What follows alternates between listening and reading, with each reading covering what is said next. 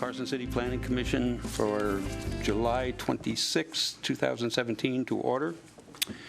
Madam Secretary, would you take the roll, please? Chairperson Eswine. Here. Vice Chair Sattler. Present. Commissioner Borders. Here. Commissioner Monroy. Here. Commissioner Salerno. Here. Commissioner Stowell. Here. A quorum's present. Thank you. Mr. Salerno, would you lead us in the pledge, please? Yes, sir. Would you rise for the pledge? I pledge allegiance to the flag of the United States of America and to the republic for which it stands, one nation under God, indivisible, with liberty and justice for all.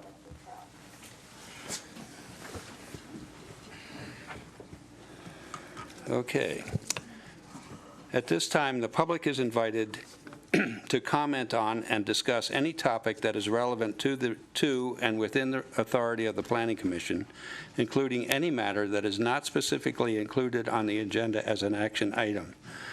I know that there are a lot of people here for item F8, I believe it is, the zone change for marijuana, and we would appreciate it if you were going to comment on that you wait until that item comes up on the agenda. However, if you must be here, or if you must leave and you feel like you want to make your comments known, you can do it during this public comment period. You're only going to get 3 minutes. We're going to limit everybody tonight to a 3-minute comment period. But we really would appreciate it if you would stick around to when we get to that item, which will be at about 6:30. So if you can sit through and listen to the discussion on the other 7 items, or you can come back, and we will not start item F8 until 6:30. So just so that we're clear on that.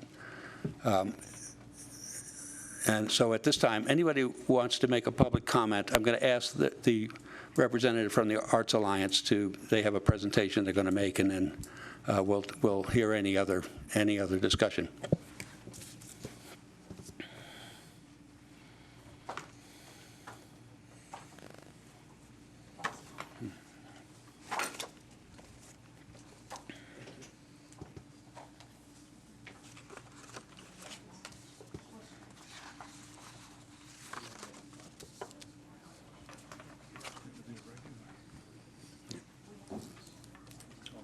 Thank you, Mr. Chairman. I appreciate your hospitality. I'm Sharon Ross with the Capital City Arts Initiative, and we're the visual arts nonprofit organization in Carson City that does the exhibitions here in this room.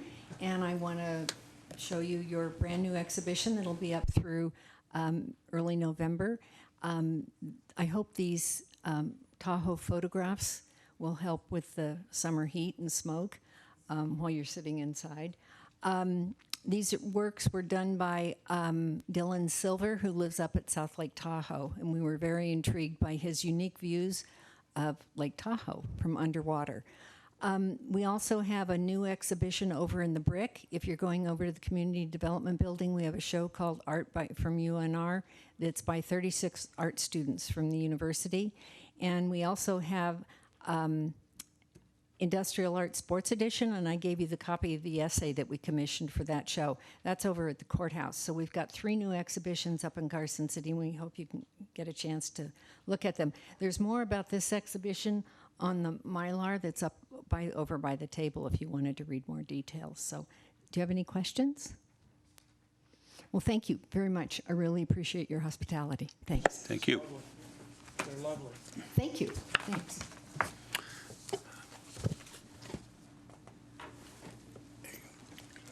Got it. Okay, at this time, anyone wishing to make a public comment on any item that is not on our agenda? Okay. Could I see a show of hands of those who are here for item F8? 7 and 8? Okay. Okay, thank you. So we will move on to item C, which is approval of the minutes of the June 28th, 2017 meeting. Mr. Chairman, I move for approval. Okay. I'll second that. We have a motion and a second. I have only one minor error that I will give to the secretary. Pardon me? So, and it's just a typo. Was it the date? No, it was had a condition of approval where it should be approval number, or a condition number rather than approval number. So anyway, we have a motion and a second. Any further discussion? All those in favor of the motion signify by saying aye. Aye. Okay, motion passes unanimously. Minutes. Abstain. Oh, Mr. Borders has abstained.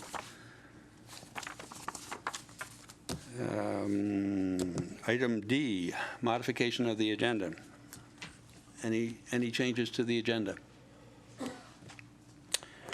Item E, disclosures. Any member of the commission may wish to explain any contact with an applicant or the public regarding an item on the agenda or business of the commission. Any disclosures? No, sir. Okay, hearing none, we will move on to our public hearing matters. Item F1, SUP-17-085 for possible action. To consider a request for a special use permit from Carson City School District, agent Manhart Consulting, to allow an expansion and remodeling of an existing school on property zone, multifamily apartment, retail, commercial, and public, located at 202 East Corbett Street, and East John Street, APNs 002-138-17, 002-153-04, 09, and -11. At the same time, we will also consider item F2.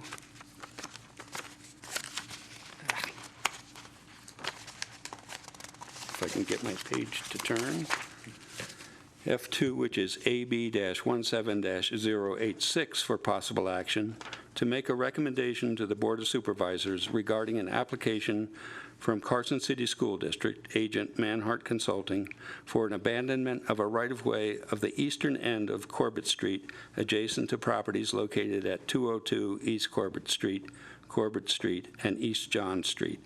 APNs adjacent to are 002-138-17, 002-153-04, -09, and 11. Ms. Sullivan. Thank you, Mr. Chair. As the chair outlined, there are two requests before you this evening from the school district regarding Pioneer High School. The first is a special use permit to expand the school by 17,995 square feet. The second is a request to abandon 7,524 square feet of Corbett Street. Forgot to get my PowerPoint going.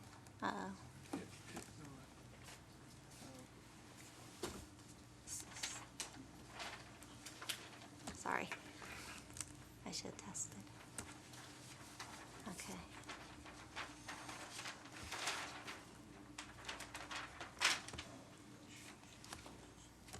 Okay. Now we're in business. Thank you. Okay, so the subject site is comprised of 4 different properties. And the plans do call out, you'll notice that the addition is 14,112 square feet. This is because at the time the application was submitted and we noticed for this application, the applicant was contemplating an addition to the existing building. While the staff was still working on it, the applicant chose to do a detached building, so not too attached to it, and the building size shrunk a little bit. As you know, when you consider a special use permit, you're considering 7 findings of fact. I do want to point out, well, let me back up a second. What the applicant's proposing to do is remove 4 modular buildings from the site and place the expansion on the site to accommodate a commons room area, a multi-purpose room, a fitness room, a chemistry classroom, a biology classroom, a library media room, a kitchen, an additional classroom, and an electrical room. At build-out, it is anticipated there will be 200 students with 24 faculty and staff. The addition of the school would have a maximum height of 40 feet in the front, and this is the northern elevation, which would front along Park Street. The right-of-way abandonment would involve a section of the road where the school owns both sides of the road. This is a dead-end road. Although the picture makes it appear as if there's a connection to Stewart, it does not connect to Stewart because there's a grade differential that would preclude the connection. In terms of the special use permit, the special use permit is required because the school is a conditional use in the public zoning district. The SUP can be made, or it can be issued upon making 7 findings of fact in the affirmative. The staff wants to focus on finding number 2. Finding number 2 talks about the compatibility of the use with and preserving the character and integrity of the adjacent development and neighborhood. If you are able to go out there and you are able to drive down Park, you'll see the modular classrooms along Park behind a chain link fence. If you drove along Fall, you'll also see a chain link fence, but there's a softness to it because it has the lawn and some mature trees. Not a lot of trees, but just some scattering of trees along that frontage that seems to transition nicely with the properties across the street on Fall. Staff would suggest with the removal of the modular buildings and this addition that space in between the building and the fence line be landscaped along Park similar to the landscaping that's found on Fall. We think that's important to create compatibility with this residential area. Again, if you drove down Park, what you'll see is it's a low profile buildings, kind of mature landscaping. It's definitely residential, so I think it will soften the transition. I'll also mention that in 2013, the Planning Commission issued an SUP for an expansion, and at that time, the landscaping for the parking areas was deferred. So if you drive up Stewart right now, the parking area is exposed, whereas the other 3 corners of the intersection do have landscaping. So landscaping will be required to be installed prior to CO of this facility, should it be approved, and that would need to be consistent with the city's development standards. So with that said, the staff was able to make all 7 findings necessary for the SUP subject to conditions of approval. In terms of the right-of-way abandonment, you are not authorized to abandon the right-of-way. You make a recommendation to the Board of Supervisors based on 7 findings of fact. Again, staff reviewed those findings in the staff report. We were able to make them in the affirmative, and we are recommending approval subject to conditions. The school has a team here. Mark Kornick, who's in charge of facilities for the school district, is present. Chris Baker from Manhard Construction and Darren Berger, the project architect, are all present. And I'm happy to answer any questions. Thank you. Thank you, Ms. Sullivan. Any questions for staff at this time? Ms. Sowell. Just a question whether, since we've got the parcels that are in the parking lot, whether in the future maybe, not necessarily now, but in the future, whether the school district would want to consolidate the parcels and have consistent land use and zoning so that all of them are the public, quasi-public land use and the public zoning, and consolidate all the parcels into one. The other question is the applicant's material talked about an abandoned oil tank, and I wanted to know where that is located. And I will defer, I think the first was a good comment and something the school may want to pursue going forward, perhaps with some type of master plan amendment. And on the second, I'll defer to the architect to identify that location. Any other questions for staff at this time? Would the applicant like to do a presentation? Mr. Baker. A very brief one.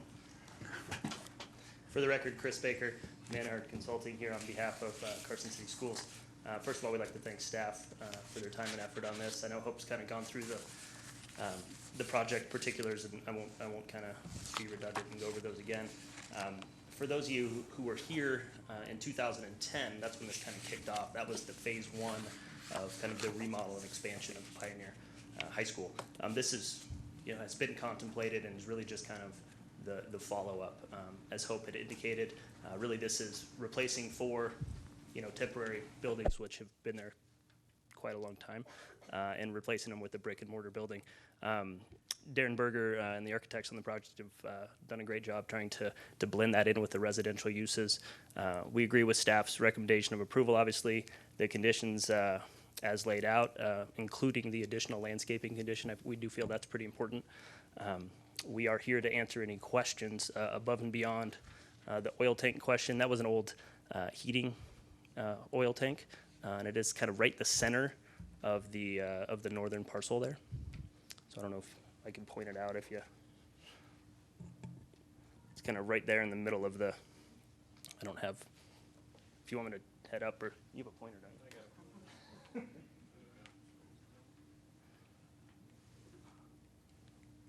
Work.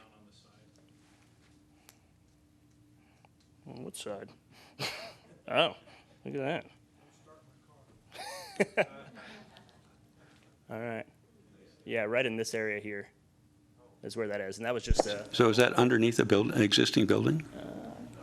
Yeah, it's in the kind of common Oh, area there. okay, all right, I got it. Correct. Okay.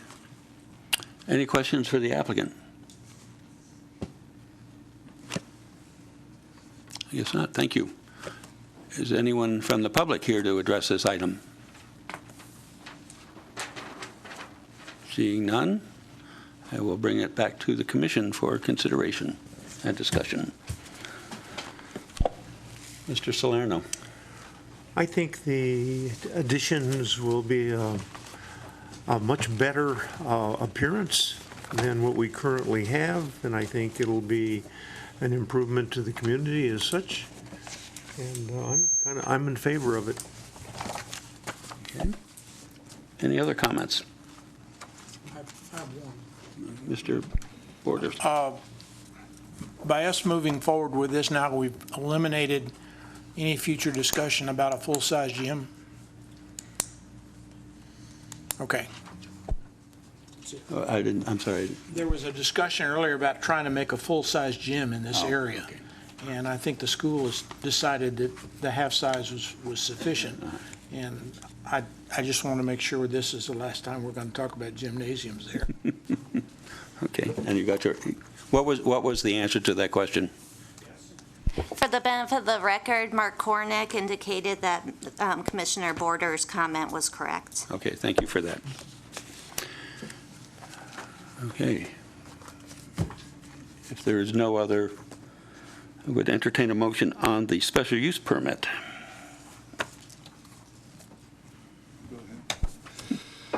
I move to approve SUP-17-085, a special use permit to allow a 17,995 square foot expansion and remodeling of the existing Pioneer High School on property zoned public, multifamily apartment and retail commercial located at 202 Corbett Street, APNs 002-138-17 and 002-153-04, 002-153-09, and 002-153-11, based on the findings and subject to conditions of approval outlined in the staff report. I'll second. We have a motion and a second. I would just like to confirm that I believe that the 7 required conditions can be met, or findings can be met, and would call for a vote. All those in favor of the motion signify by saying aye. Aye. Aye. Opposed? Motion carries unanimously. Mr. Chairman, I'd like to move that we recommend approval of AB 17-086 to the Board of Supervisors, a request of abandonment of 7,524 square feet of the Corbett Street right-of-way based on the ability to make the required findings and subject to conditions of approval outlined in the staff report. We have a motion. Do we have a second? Second. We have a second by Ms. Stowell. Any further discussion on the item? All those in favor of the motion signify by saying aye. Aye. Opposed? Motion carries unanimously. Thank you for that. Thank you.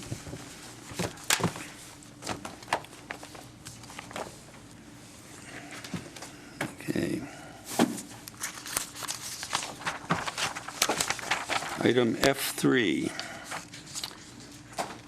F3.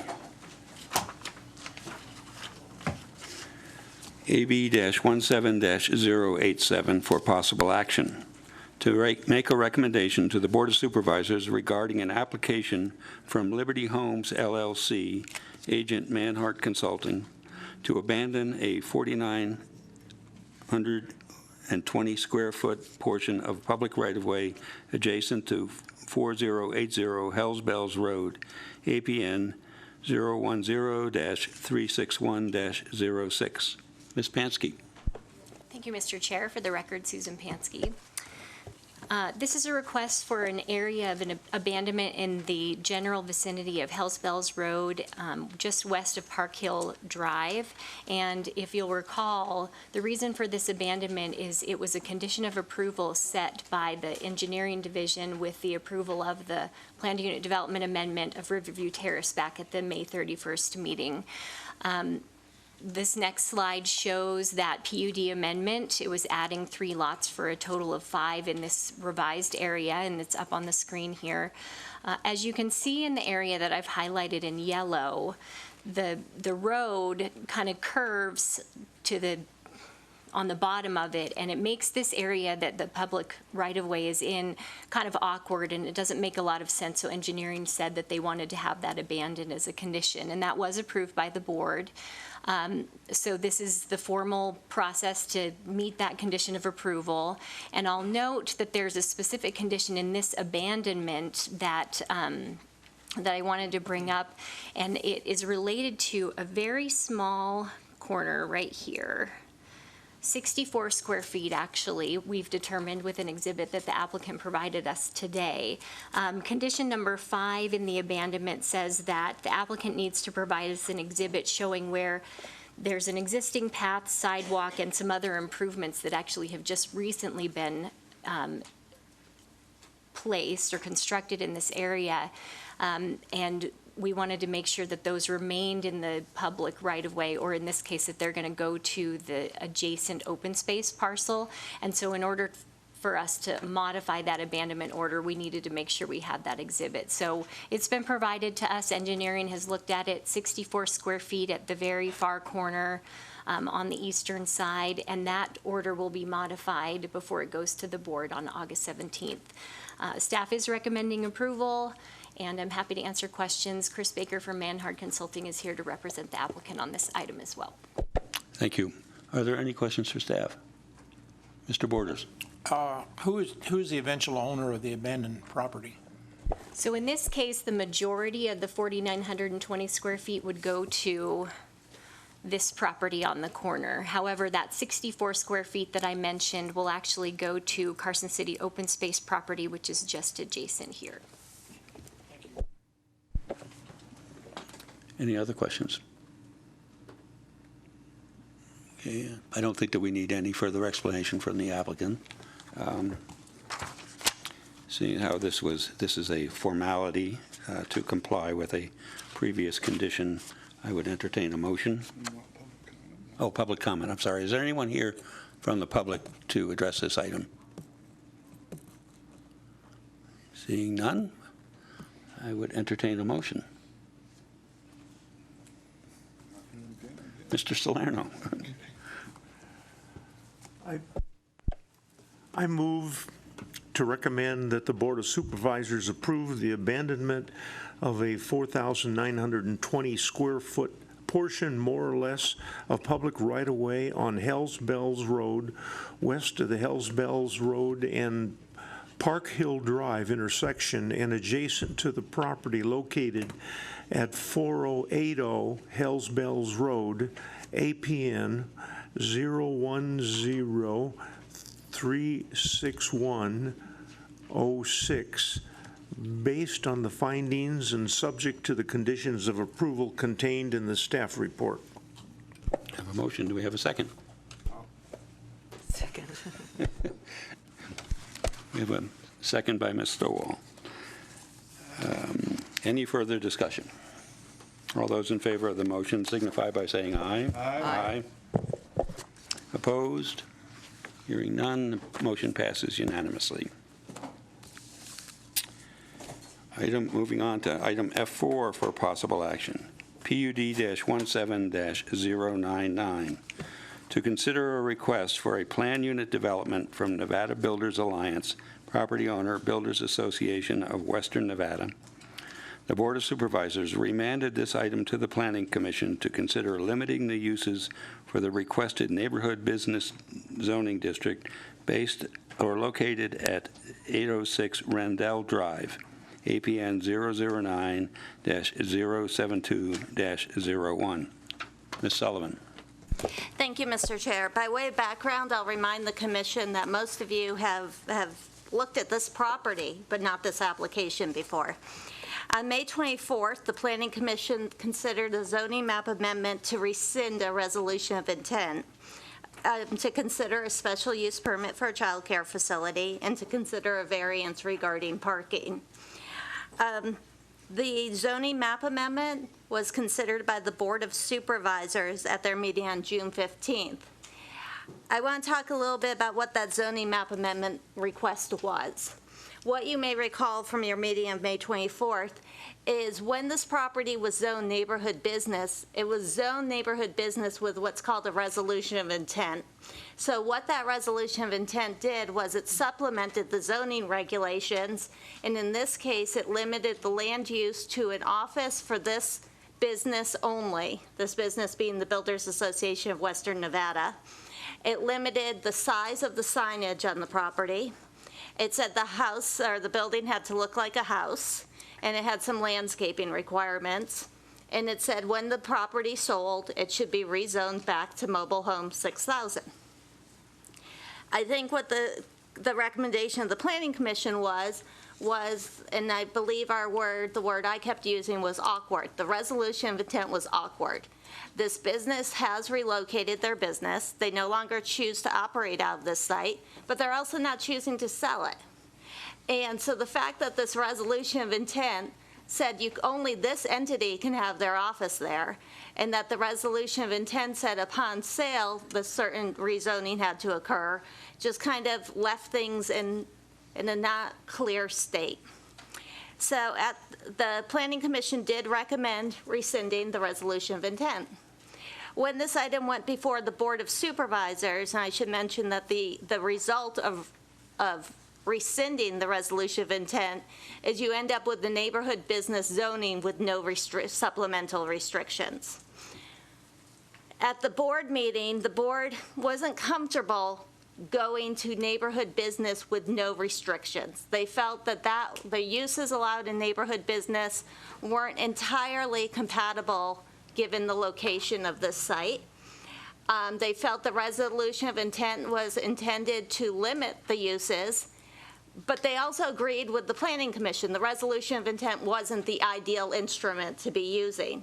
They wanted to identify an instrument to use that was an instrument that's housed in our municipal code and an instrument that we're used to using. The closest thing we can come up with is a planned unit development. It's not a perfect fit, but it's a pretty good fit. Some of you may remember from the Vintage Project. We used the planned unit development in the Vintage Project when they were seeking the rezoning to neighborhood business, and in that case, the uses allowed was limited to the congregate care. There was only one use allowed in that zoning district.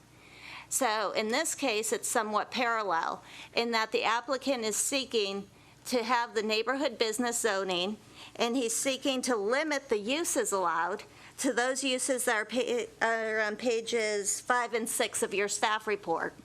So on pages 5 and 6 of your staff report, what you'll see is I've listed all of the uses that are allowed or conditionally allowed or an accessory use in neighborhood business, and I've struck out those uses that the property owner has voluntarily agreed not to allow in his special zoning district, which would be neighborhood business with a planned unit development overlay. I will mention that there are two parts of the planned unit development or aspects of it that the applicant does not comply with.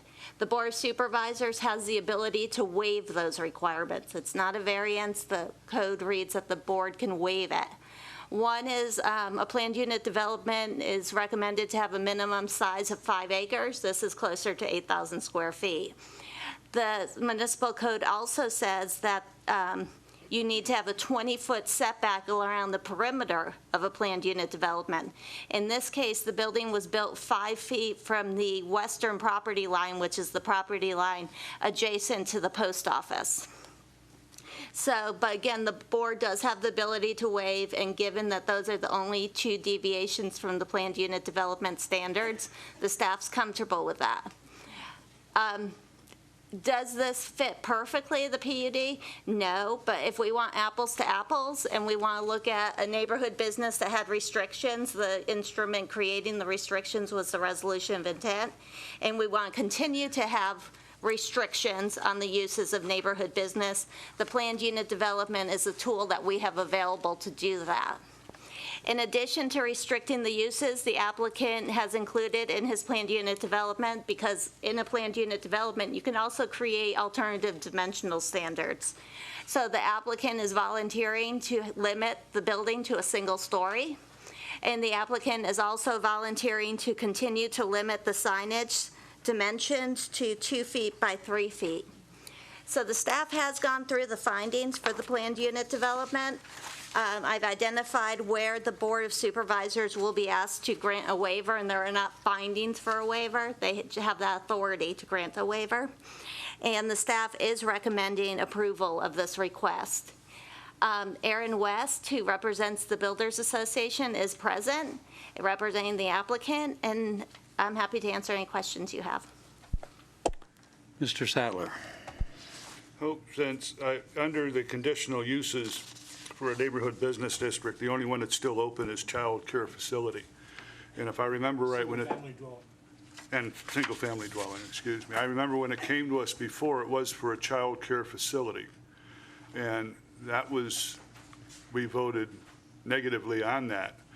My concern would be if that, are we in a position to recommend adding or striking off any other items on these? My concern is the fact that the neighbors have already gone through this with us once. And so are they going to be worried that either the current owner is going to then try to put a child care facility in, or if it's sold, if someone buying it thinks, okay, I can put in a child care facility when historically it's already been shot down once. So I'm not sure whether we have that authority or not. The Planning Commission is recommending to the Board of Supervisors. So if it is the opinion of the Planning Commission that a child care facility as a conditional use is not appropriate in the zoning district as a PUD, you could make that recommendation to the board. Having said that, I want to point out that because it's a conditional use, it would only be allowed upon obtaining a special use permit from the Planning Commission. So I'll remind the commission that the staff did support the child care facility at this site with a restriction on the number of children, restrictions on hours of operation, and so forth. So although that particular application did not have the support of the Planning Commission, I would suggest the commissioners, in considering this use, consider, could the use be established at this location if there were limitations that were necessary to make the 7 findings of fact in the affirmative. But if it's the feeling of the commission that no, this use should not be on the list, you may make that recommendation to the board. Thank you. Any other questions for staff at this time? Okay. Would the applicant like to make a presentation? Good evening, Mr. West. Good evening, Chair, members of the Planning Commission. For the record, Aaron West of the Nevada Builders Alliance. I think Hope did a great job of summarizing. I appreciate the Planning Commission's support in approving the zone change at your previous meeting. As was discussed, as we went into the special use permit conversation, we have met and had several conversations with the property owners adjacent to the property to try and mitigate any potential issues that might arise. As further evidenced by the fact that we supported when we got to the Board of Supervisors, and further concerns were raised by those property owners as to some of the other uses within the neighborhood business. zoning district. We agreed to bring it back to you guys to further restrict. The primary concern expressed at that time was bars, restaurants, auto repair facilities, things of that nature. We believe that we have negotiated in good faith with everyone involved to try and come to a point of resolution. I think the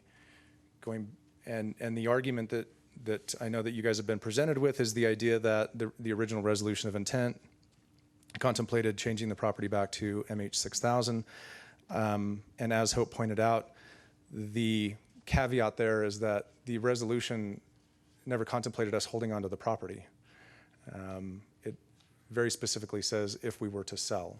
So it is a wholly owned asset of the organization. My board of directors at this time have chosen to hold on to the asset and turn it into an investment property.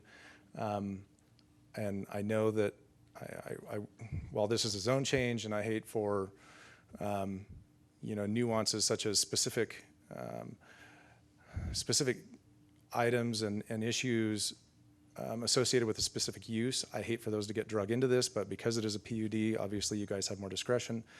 I would just like to remind the Planning Commission at this time that, and maybe point out, it was mentioned that it failed. It failed on a 2-2 tie vote with only 4 members present.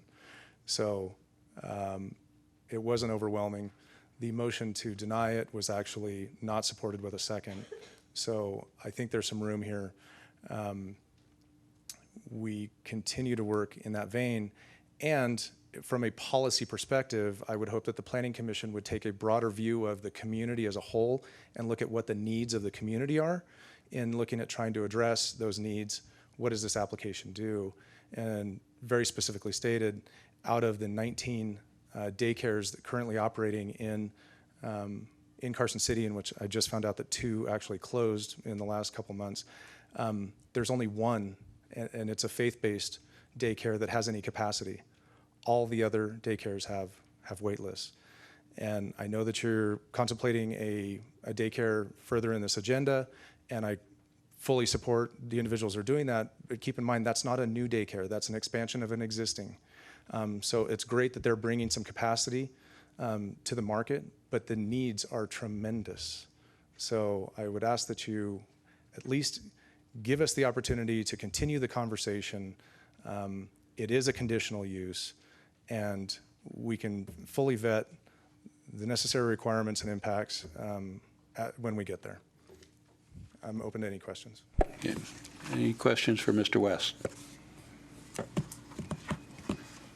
Thank you. Is there anyone from the public who wishes to address this item? Please come forward to the microphone, state your name, sign in.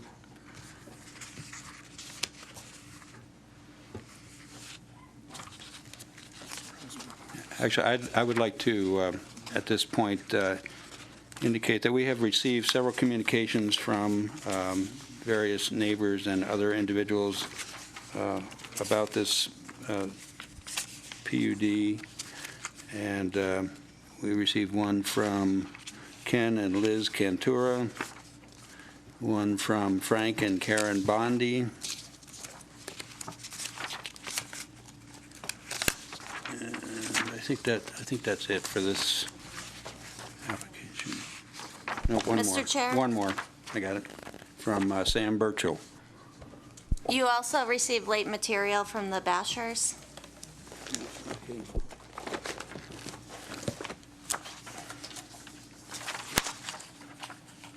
Okay. Yes, and we also received one from Linda Bashor. I believe, yeah, I've read that one.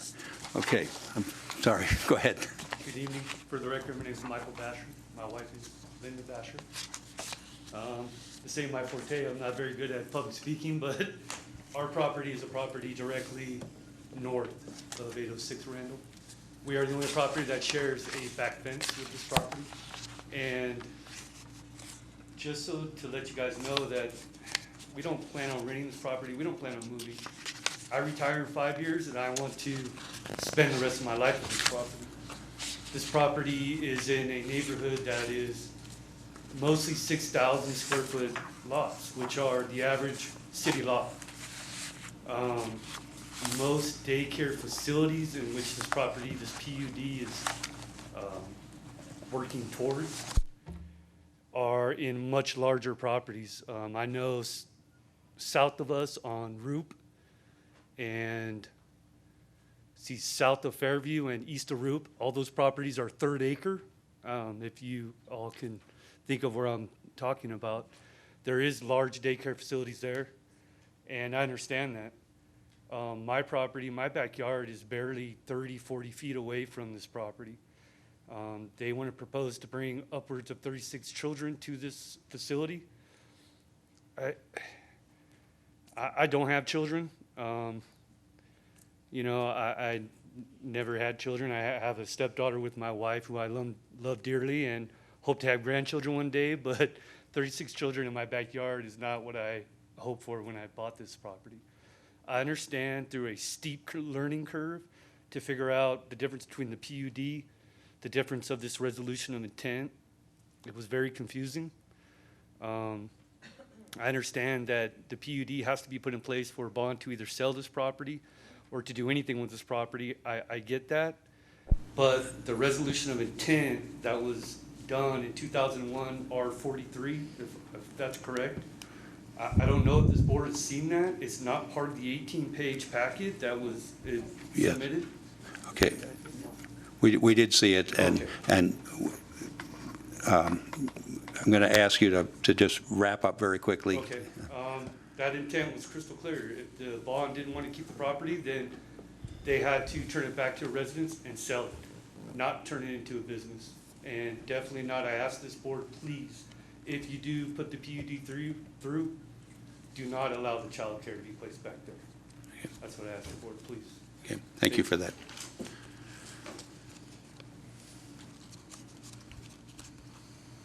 Hi again, Hello. Linda Basher. Normally, my husband's not here with me.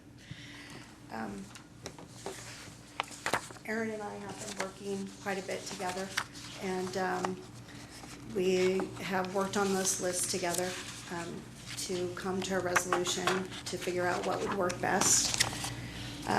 We're at an impasse with the childcare, and I appreciate you seeing that. I understand with working with Hope as well that the PUD is what's going to work best. I just ask that you figure out what's going to work well for our neighborhood, that there's only 128 dwellings in here,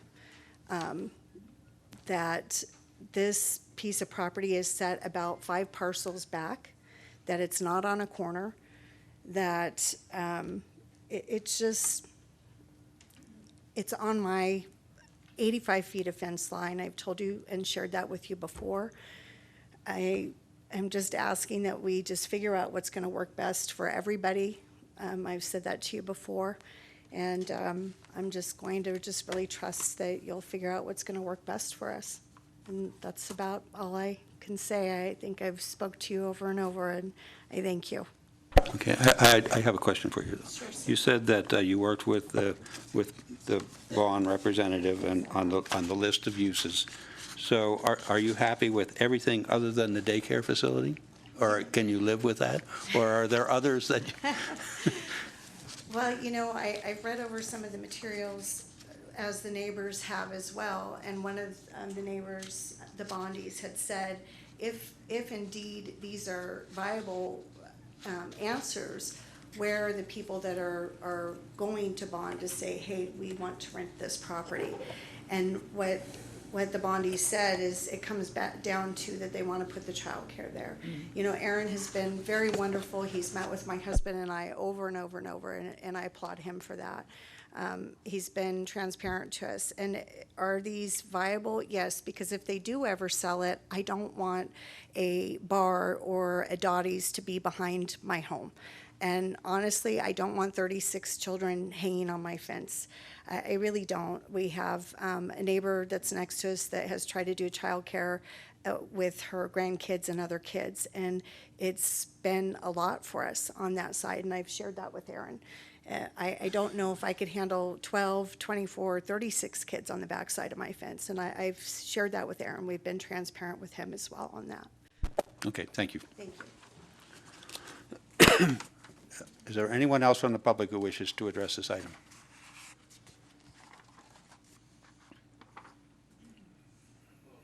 For the record, Bob Thrower. I live on the corner of Ginger and Tonka, which is in front of their house. But anyways, in regards to traffic, first of all, you guys almost voted last time to keep that a single-family dwelling back to a home. Unfortunately, these folks decide to keep it and put it into a business and invest or whatever. Last time I was up here, pleaded to please put it back to a home. Can it be changed from what you guys chose last time to make it a business property and not a single-family dwelling home back to a home? I don't know if that can be changed, because I highly think that they should sell it, put it back to a home and sell it. For where they come from, being contractors and all that stuff, they need to put it back to a house, have respect for the neighborhood. If it so happens to be any business on that list, a daycare, I would have trouble with the traffic. I have a big part to do with Carson Lane's daycare. We have been denied to expand our daycare, and we wanted to make an extra playground. We couldn't do that because we couldn't walk the kids across the parking lot. They didn't give us that extra part of our property to the state or the city or whoever does that. So in other words, the parking at this place is no way you'll be able to do that, and for any business or even especially a daycare. So I would love to see it be changed back to a single-family dwelling home and made a house, period. Okay, thank you. Is there anyone else in the public wishing to address this item? Okay, I will bring it back, close the public hearing portion, and bring it back to the commission for discussion. Ms. Stowell. Thank you. After going through the previous meetings on this and trying to understand what happened, I will say that I will not be able to support, and I understand there's been a lot of work on this from staff and from everybody involved, including the neighborhood. I will not be supporting the recommendation to approve the PUD. I do not believe it meets findings number 6 of the findings or finding number 5 regarding the relationship to the neighborhood. And frankly, the idea that this is an investment property now is something that Bond wants to do, but in terms of how this project was originally approved, it was supposed to be an office. And it seems to me, and it may be too late, but it seems to me that the only way to move forward on this is not to continue the neighborhood-based business zoning, but to have it rezoned as residential office. If that property is going to stay as an office, then the zoning should be a residential office, which is probably the nearest zoning district that you're going to have that's going to keep that property most compatible with the existing neighborhood, which is really the whole point of residential office. So I will not be supporting this. The property is trying to come in as a child care facility. It was never intended to be that. It fails in terms of the parking, and the Planning Commission denied the variance for the parking that was presented at the last meeting. So I think obviously a lot of people have been trying to make this work. I still don't think it can work as a PUD. Thank you. Okay. Mr. Sattler? Along that same line somewhat, and depending on how the rest of the commission feels, as I brought up earlier, I would be possibly willing to support this if the conditional use of child care facility was dropped. But other than that, I'm going to have difficulty with it as well. Okay. Mr. Salerno? Well, I feel that a residential office would be probably the best resolution. I've noticed that architect and engineering supplies were excluded. And that's a very quiet office-type operation. And office use is included, as said in the first paragraph. But it seems to me that the property ought to be either office or residence. That's the way I feel about it. I would agree that there were other problems, as well as the annoyance of the neighbors from the kids at play. Parking was certainly one of them, and drop-off was a concern that I had, because it's right near the driveway to the Postal Service, and those trucks are in and out, and a child could be running ahead of its parent and get hit at that location. It's so close. So I just think that the use of that property as a child care, as much as I like to see child care facilities in our city, this is just not the right place for one. Mr. Borders? Can I make a comment, or Chair, can I make a comment? Yes, go ahead, Ms. Monroy. Okay, Commissioner Monroy, for the record. I just wanted to say I appreciated staff's kind of creative and thoughtful approach to trying to get this property to maybe a cleaner and less confusing regulatory tool. But I think that I have a little bit of heartburn about the child care facility too. I don't know where the number 36 children came into. I didn't see, maybe that was in the application documents I missed, but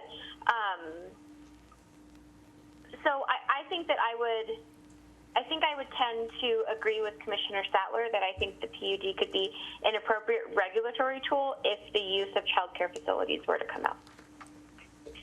Thank you. Thank you. Mr. Borders? When I first read this, I have a problem with calling this a PUD, because it's not really, it doesn't smell like one, it doesn't walk like one, it doesn't feel like one. We could make it one, but that's kind of like an elephant that 6 people designed. I understand that we've been tasked by the Board of Supervisors to come up with some kind of a zoning solution. The PUD might work, but I agree with Mr. Sadler. I cannot support the child care facility as an existence to that. If the PUD will allow this process to move forward somewhat, I would support the PUD, but I don't think the child care facility is appropriate. Okay, thank you. I would like to get my comments in.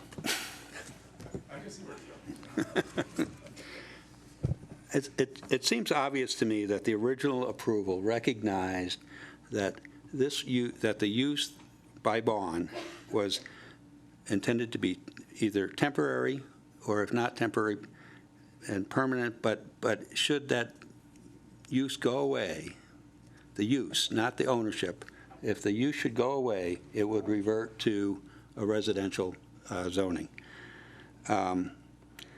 I don't think that the city is under any obligation to ensure that bond has,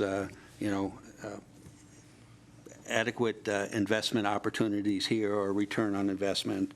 Our obligation is to the larger community, and to ensure that the uses that are permitted in this neighborhood are the most compatible. I would agree with Ms. Stowall that the residential office zoning would be appropriate, except for the fact that we would then be basically spot zoning. I think that under the MH6 that a home occupation would be allowed in that zoning district, and would be, as well as a very small residential child care facility. And I just continue to believe, as I did at the last time we discussed this, that the appropriate thing would be to revert to the MH6 zoning. Mr. West, you may now. Thank you. For the record, Aaron West with Nevada Builders Alliance. I would just, obviously in reading the tea leaves, The one thing that I would ask in consideration is right now, because of the way that it's written in neighborhood business, the residential use is actually a conditional use, which would require a special use permit. I would think that if you have the ability to remove childcare from the list of allowed uses, you could also remove that requirement from the residential use, or remove the conditional use from the residential use. As you've heard, the folks in the community certainly seem to support a residential use. I would hope that we would not put an additional burden on the property to try and get to where the neighbors would like to go. So just throw that out there. Okay, I have a question for staff.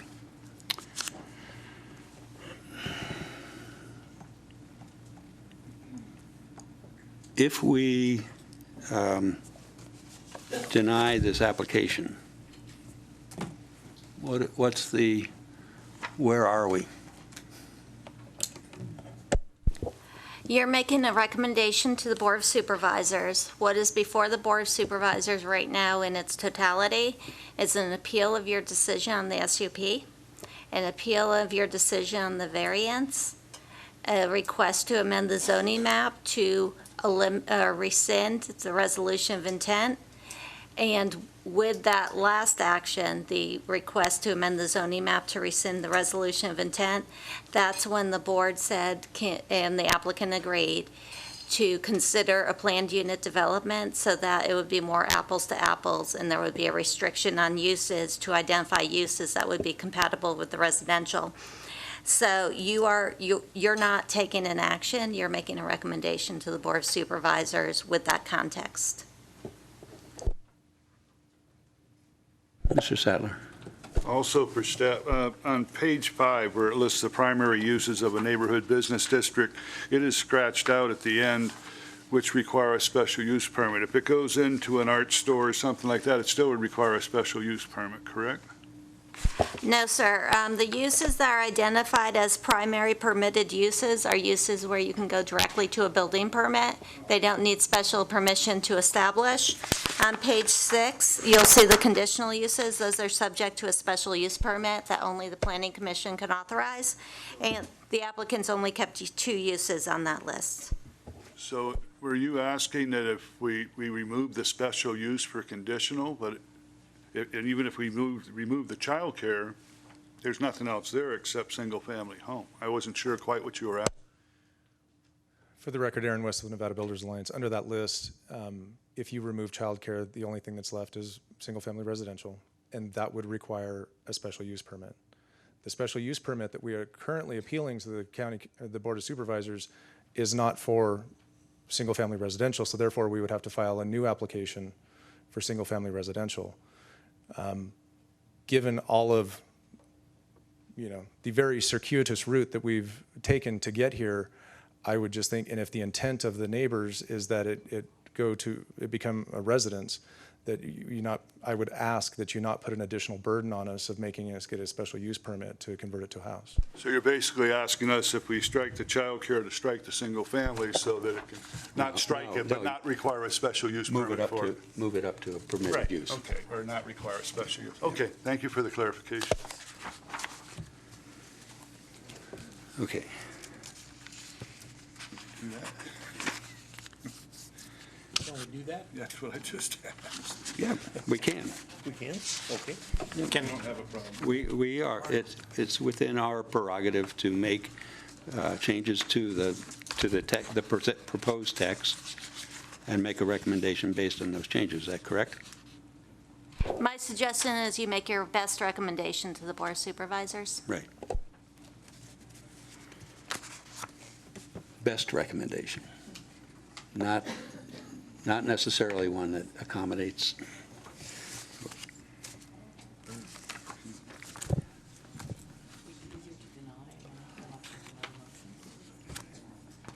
President? Mr. Salerno.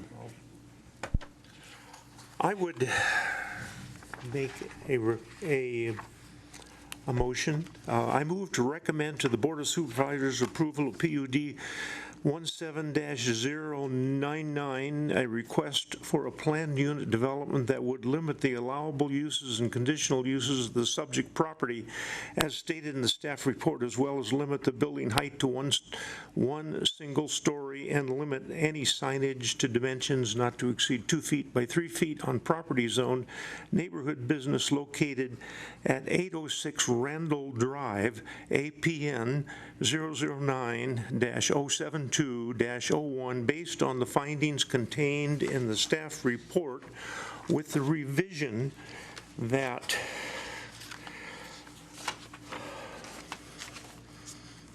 the child care facility would be scratched out, not allowed, and that a single-family unit would be included as an item allowed without the need of a conditional use permit or a special use permit. Okay, we have a motion. Is there a second? I think I can go along with that. Yeah. That was kind of what I was trying to write. Is there a second? Yes, Okay. I will second that. So we have a motion by Mr. Salerno and seconded by Mr. Sattler. Is there any further discussion? I would just like to say that I still don't think that that's sufficient to meet all of the required findings, in particular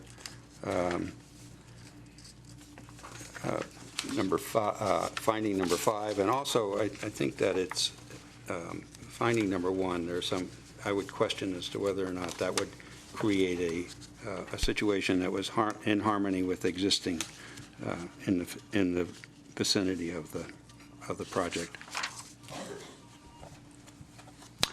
So with that, I would ask for a vote. All those in favor of the motion signify by saying aye. Aye. Aye. So it's 4 ayes. Those opposed? 5 ayes. 5. She, Ms. Monroe. Did you vote? Oh, you voted yes. 5. Okay. Okay. 5 ayes. Okay. And nays? 1. Myself. Okay. Motion passes to recommend to the Board of Supervisors approval of PUD-17-099. With stipulations. Okay, moving on. We are now at item F5, SUP-17-078 for possible action. To consider a request for a special use permit from Wendy's South, property owners Wenco, Inc., to allow an increase in permitted existing total sign area of 154 feet to 181 square feet for additional wall signage on property zone general commercial located at 4140 South Carson Street, APN 009-153-07. Thank you, Mr. Chair. The subject property is on South Carson Street. Where is my site plan? There we go, sorry. Okay, so in our code, we have maximum sign areas, but what the code says is that the Planning Commission, upon making the 7 required findings for a special use permit, may allow signage that exceeds the allowable sign area. In the case of Wendy's, they're seeking to have signage on 3 sides of the building, plus they have a freestanding sign. They're seeking to have signage on the parking lot side, on the front of the building facing Carson, and on the portion of the building facing the drive-through restaurant, or the drive-through. The signage is proposed to reflect what you see on the screen, which is the Wendy's logo with the picture, and quality is our recipe, which I guess is a new slogan they have. This will end up being 27 additional square feet from the existing signage. The staff has reviewed the 7 required findings of fact in the staff report and is recommending approval. The applicant is present, and I'm happy to answer questions. Any questions for staff? Ms. Stowell? There's some different figures, and I wasn't sure which was right. The staff report said it was going up to 157, but it looked like in the applicant's material it was 149 square feet. The staff would have scaled it, and we'll use the numbers that are in the staff report. I know the applicant actually, in identifying existing signage, had numbers that were different from the staff report as well. But the total signage will be the 181 square feet, is that correct? Correct, that's a request that's before the board, or the commission. Thank you. Mr. Chair, Mr. Borders? there's no change to the freestanding sign, No, sir, the request is for the wall signs. just the wall sign. Any other questions? Does the applicant want to make a presentation?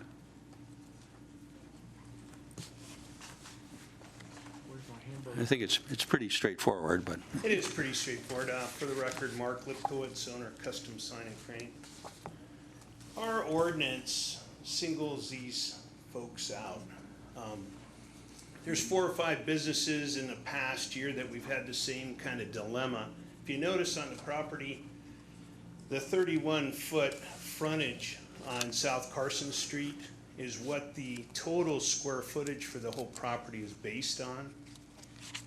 Doing business in the entire state of Nevada, Reno, Sparks, Lyon County, City of Winnemucca, City of Lovelock, City of Elko, Washoe County, allows you to calculate 2 sides of the business for your square footage.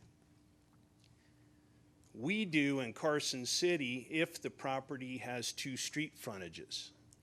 This property has only 1 street frontage. The Taco Bell next door does. The Squeaky's Car Wash over here, we had the same problem. We can't get the national branding package on this establishment because of the limited square footage of signage. I've talked to staff, I know how busy they are, to maybe bring this up to allow 2 sides of these properties to be counted. In Reno, you can count the parking lot if it has a public entrance. So you would get the long side of the property and the short side and be able to put this branding package on here. So it's a unique property, but we do have quite a few of them. If you have a narrow frontage and only 1 street, the businesses in the mall get more square footage because they have a minimum square footage in the sign ordinance. So, of course, I'm asking that you approve this. It's only, I don't know, it's like 20 square feet. I'll be available for questions. Thanks. okay, thank you. Any questions for the applicant? No. Okay. Is there anyone from the public who wishes to address this item? Seeing none, we'll bring it back to the commission for discussion and consideration. Mr. Sattler.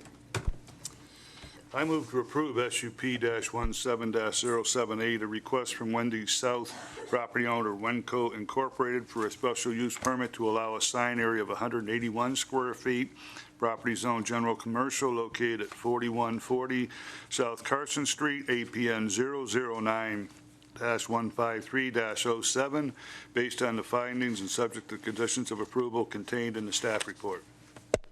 Thank you. We have a motion. Is there a second? I'll second. We have a second by Mr. Salerno. Is there any further discussion on the motion? Hearing none, seeing none. All those in favor of the motion signify by saying aye. Aye. Opposed? Nay. We have 5-1 opposed. Ms. Sowell in a no vote. Motion passes. Moving on to item F6 for possible action. SUP-17-084 to consider a request for a special use permit from Athena Hardiman, property owner Hot Springs Center Associates, to allow a child care facility on property zoned retail commercial located at 2323 North Carson Street, APN 002-061-34. Ms. Sullivan. Thank you, Mr. Chair.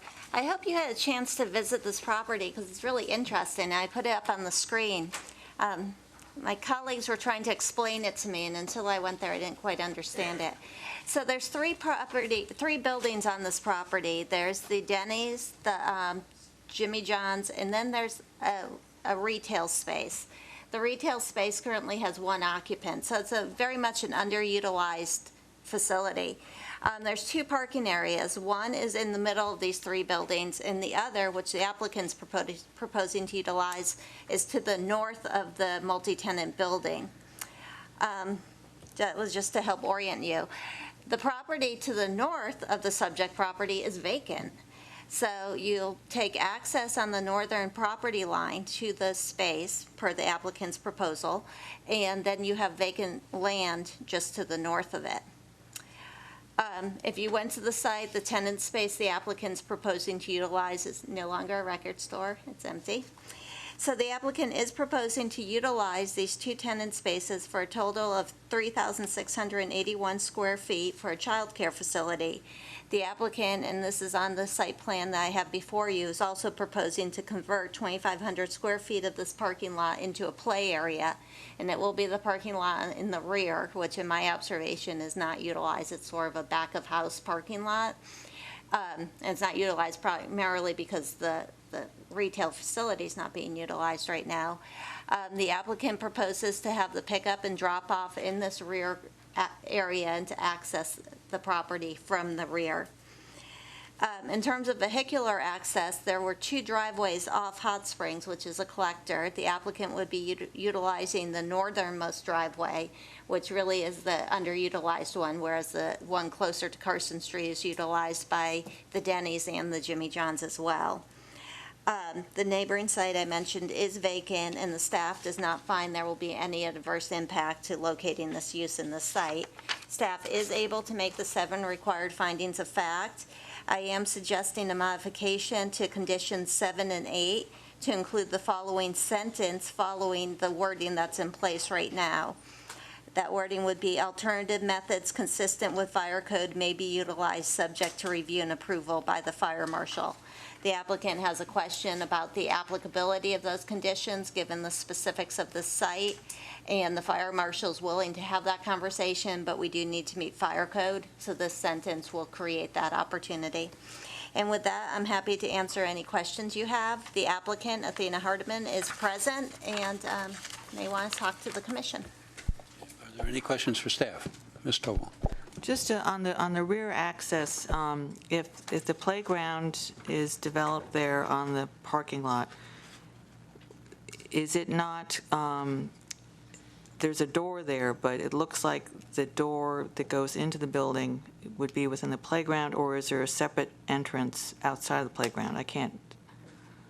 I think the drawing was not that specific, and the door is outside the playground to the drop-off area. So that would be the main entrance for parents to bring their children in? Correct, that's my understanding per the application, is the pickup and drop-off would be in the rear of the building as opposed to what you would anticipate being the front of the building. Mr. Sattler. Yeah, I noticed I came in the front between the Jimmy John's and the other, and I had to get back on the street to get back to that back parking lot is one thing. So my little concern was kind of like yours, are they going to be dropping up front? The other thing in the back, if they rent the other spaces, what's the parking requirements? Because I imagine they use that for like employee parking, and the people using the store would come in the front. Because if they're building the playground back there, also in the back left corner on the north side, I noticed a fenced area, which would be where the dumpsters would be, obviously for garbage pickup, et cetera, which is going to be right off the playground. How is that going to affect that or whatever? In terms of the gated area, when you're at the main, I'm going to call it the southern parking lot, I guess, not the main parking lot, and you see that gated area between the multi-tenant building and Jimmy John's and the dumpsters are back there, my takeaway on that was there's not a conflict. I didn't think in terms, because you do have a dumpster next to a child's play area, so that was how I read the situation. In terms of adequate parking, given the loss of parking to a play area, there will still be adequate parking, provided we don't have a use established that has a huge parking demand, but right now, there's plenty of parking out here. Well, and again, it looks very nice at this point because that parking area is empty, but if the other place is rent and then there's people parked out there, then you've got cars trying to get in and out with cars parked in between, et cetera. That was just a concern.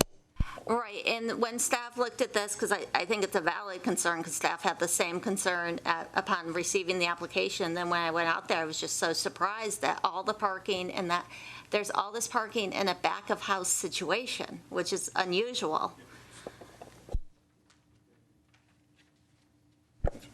Any other questions? Ms. Hardiman?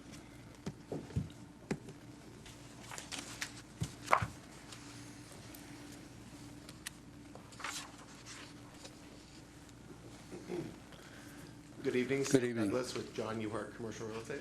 Okay. Athena Hardiman. Thank you, everyone. Okay. And you've received the staff report, read it over, agree with the conditions of approval? Yes, I have. Do you have anything to add to what the staff has just told us about? I do have a question for you, but if you haven't, first. We're only losing 5 parking spaces doing this, 2 handicapped and 3 regular parking spaces, so that was something, I don't have the drawing with me, unfortunately, of how it currently is laid out, but that's all the parking spots that are gonna be lost. One of the state requirements is that it is a pull-through. Typical drop-offs or parents on their way to work, get the kid out of the car, run them in, and get going. I think that the impact on any other traffic would be really limited because that pull-through area is so long. Okay. But there, if a parent mistakenly pulls up to the front door or the front door of the building, they're still going to be able to, they're not going to have to pull out onto Hot Springs and...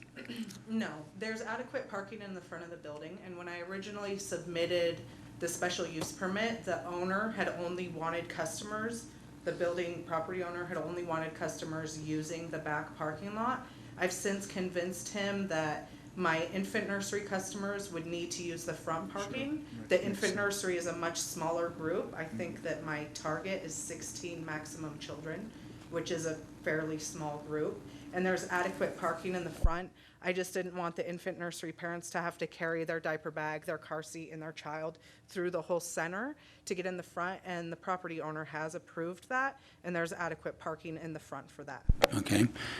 My other question is, on the diagram that we got, it does look like the entry in the rear actually opens up onto the play area. It does. It does, so there will be some sort of gated entry through the play area to the building entry? Yes, what it's gonna be is it's gonna be a double gated entry. For me, that's just kind of so if little Johnny tries to sneak out, he has 2 gates to get through. And also it kind of delays the time parents can, or strange people can get in. And we will be installing a coded doorknob on that entry facing out, so only clients will have the code to enter that back. Okay, thank you. Any other questions for the applicant? Mr. Sattler? And I had brought up the parking thing, but I did notice too that where those elongated things going north to south, there's actually trees and that planted in there, so there is kind of a nice separation for them to come around, to come through. It's not like it's just a big open lot. So. Yeah, it's a little island. Right. Mr. Salerno? I believe the play area is currently asphalt paved. That's correct. Are you going to do something to the surface so that when the kids get out there, they're not going to get hurt when they fall?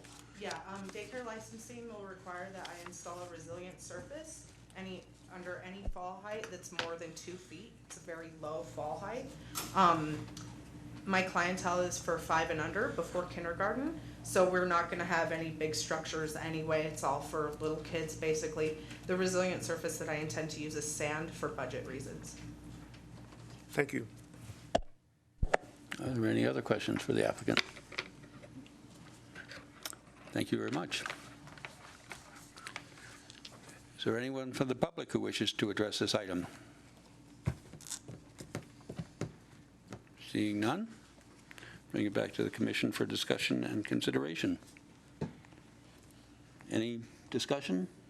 I think it's a perfectly adequate location for a daycare facility. I think that the use of the site makes a lot of sense with the play area in the rear and the entry in the rear.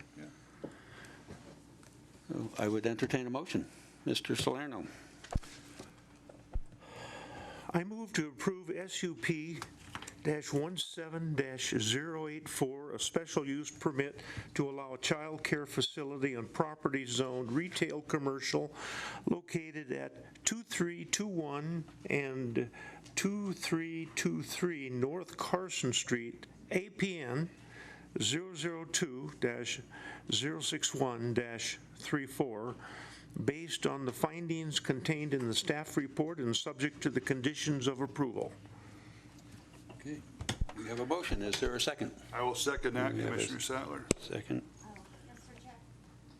Did that motion include the additional language to conditions 7 and 8 that I stated on the record?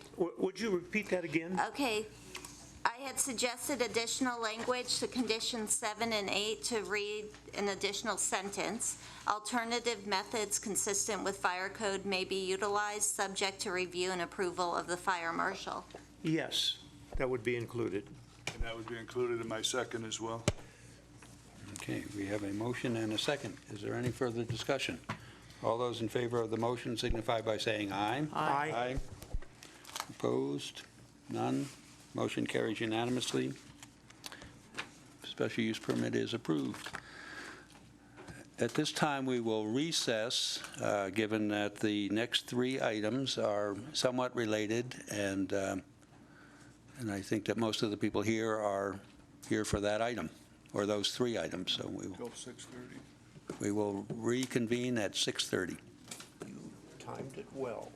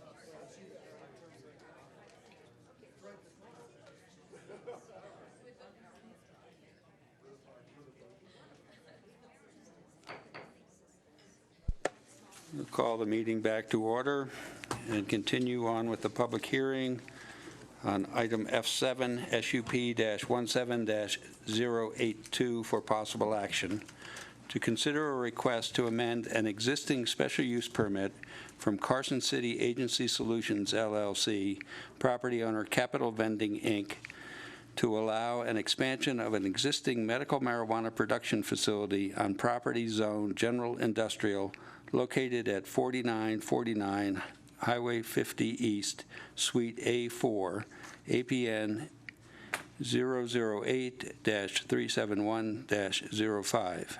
Ms. Pansky. Thank you, Mr. Chair. Again, for the record, Susan Pansky.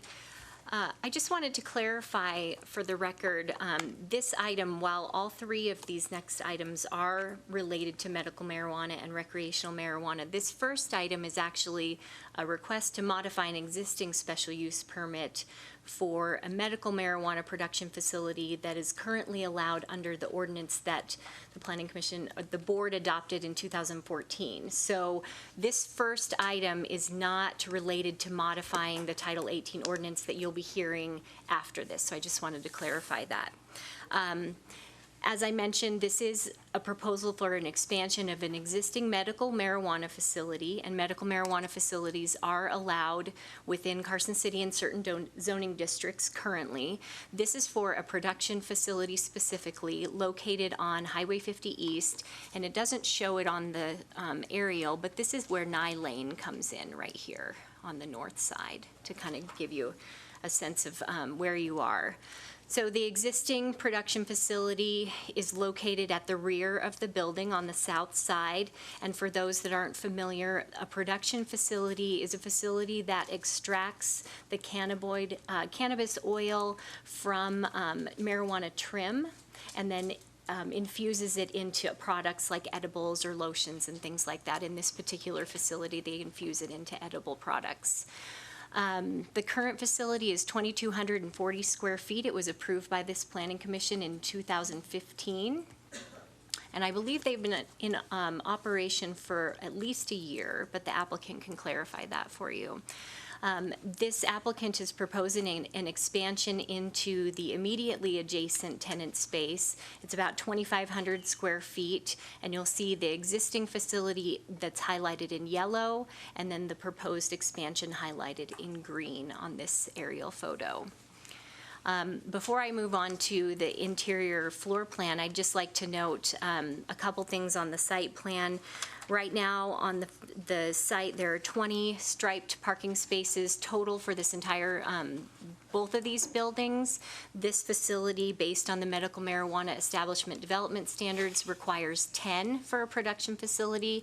I believe right now they have 6 or 7 striped, possibly 8, I don't remember the exact number. However, they do propose to stripe for a total of 11 for their facility specifically, which is one more than is required for their square footage. They would require 10. So the total area of the building or the tenant space for this production facility would be just over 8,300 square feet upon approval of the expansion.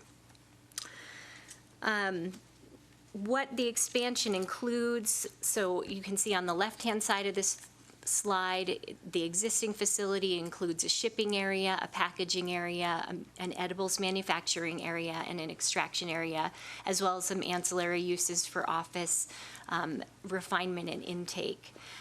The expansion will include an additional larger production area with a manufacturing assembly line, an additional office and bathroom, an additional packaging area, a locked storage area, and then an additional logistics shipping and receiving area on the far right.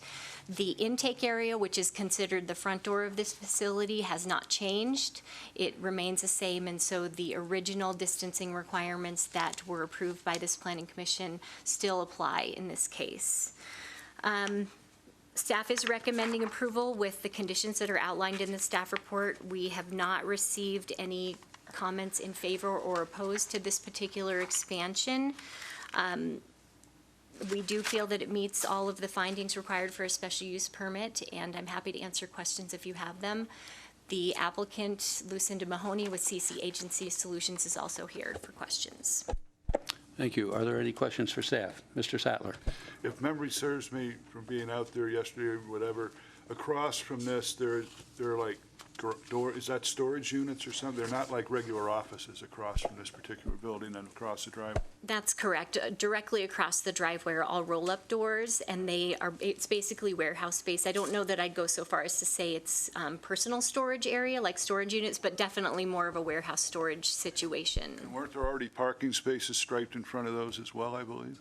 Not on the east side, but on the west side where this production facility is. And actually, that was striped as a result of this special use permit. So there wasn't any striping before this facility came in. Thank you. Are there any changes in the conditions of this permit from the original permit? There are a few. I would say the main one, I should say the main two, one is to require the additional striping to accommodate the larger expansion area. And then the other one is, and I'm not going to get into this in a lot of detail, but as you know, the next item on your agenda is going to talk about modifications to Title 18 for the allowance of recreational marijuana in certain zoning districts. This expansion is kind of coming at an interesting time as we're adopting various ordinances. So right now, it's considered a medical marijuana production facility under Title 18. However, the board recently adopted temporary business license provisions to allow production, cultivation, and distributors to do recreational marijuana. So this facility is approved, or the board has allowed them to be able to move forward with their recreational piece on a temporary basis, and then assuming that this planning commission recommends to the board and the board ultimately approves provisions on a permanent basis to allow recreational, then this facility would likely, if they chose to, convert to a recreational facility so they could distribute to both medical and recreational patients. So I say that because while I've put a provision that says all the original conditions from the special use permit 15093 apply, I've made some modifications that basically make the NRS 453A and 453D, which would be the medical piece and the recreational piece, apply. And then I also have a condition that states that upon adoption of modifications to Title IV and Title 18, should the board choose to go there for recreational marijuana, then all of these conditions would then apply as it relates to recreational marijuana. So those are the main differences, and I hope that wasn't too confusing. So they wouldn't have to come back in for another special use permit for the recreational marijuana if they chose to produce recreational products. That's correct, and I think that's what staff is recommending currently, and we'll get into that more under the next item, but we are recommending under the ordinance change that existing facilities with existing special use permits would not have to come back and modify just for the ability to sell recreationally. Okay, so the effect of your conditions would implement that recommendation? Correct. Okay, that was my question. Any other questions for staff? Mr. Salerno. There's a trailer park on the east side of the subject property. What's the distance between the face of that building and the trailer park? Do you know? I don't, and I will tell you the reason why I don't know off the top of my head is because that trailer park and its facilities are not considered a community facility or school under the state or our local ordinance distancing requirements. I see. Thank you. Okay. Would the applicant like to do a presentation?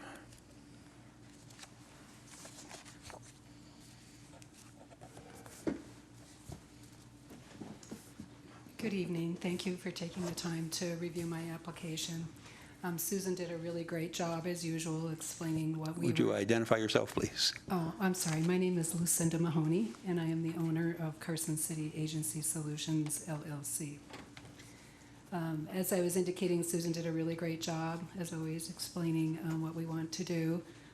In summary, as she indicated, we just want to expand our space from 2,200 to 4,800 square feet. Our goal, since we have been operating, and by the way, we started operating in November of 2016. Our goal is to be a unnoticed, inconspicuous business in a general industrial area that doesn't disrupt the neighborhood or the community at all. We've had no complaints in regard to our operation since November. I would really encourage you and would be very appreciative of your approval of our expansion. We just plan to add some additional equipment. We currently do a lot of our production manually, and we want to automate some of those processes as well as add more production and manufacturing tables. Okay, are there any questions for the applicant? Okay, thank you. Thank you. Is there anyone from the public here to address this item?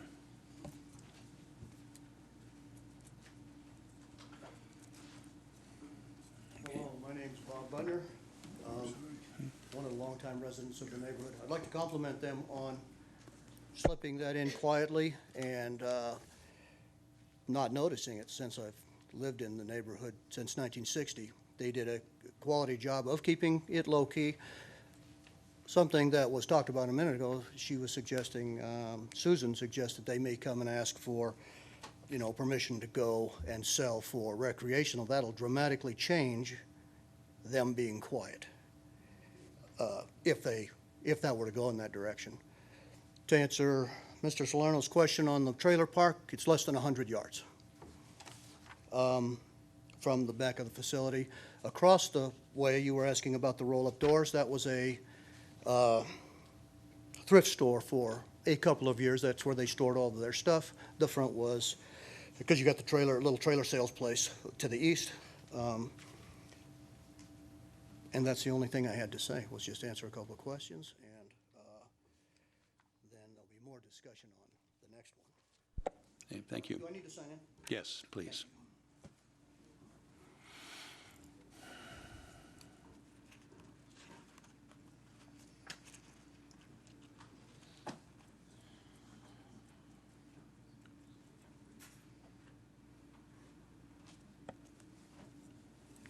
He didn't take up his speaker.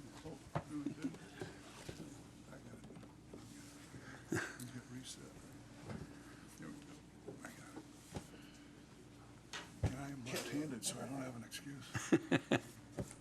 Hello, my name is Will Adler with the Sierra Cannabis Coalition. I would like to comment, especially to notions like the gentleman earlier just stated, that having increased use in the facility will increase its footprint.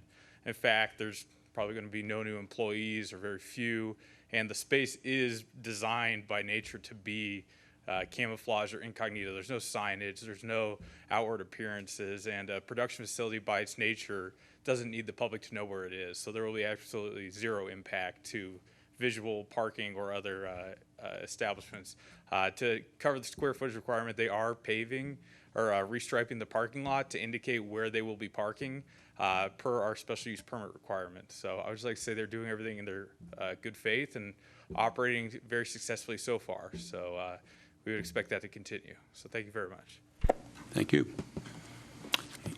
Yeah, Ms. Pansky, could you clarify that this is only for the production facility? There's no intention of increasing this to or expanding this to a retail sales operation?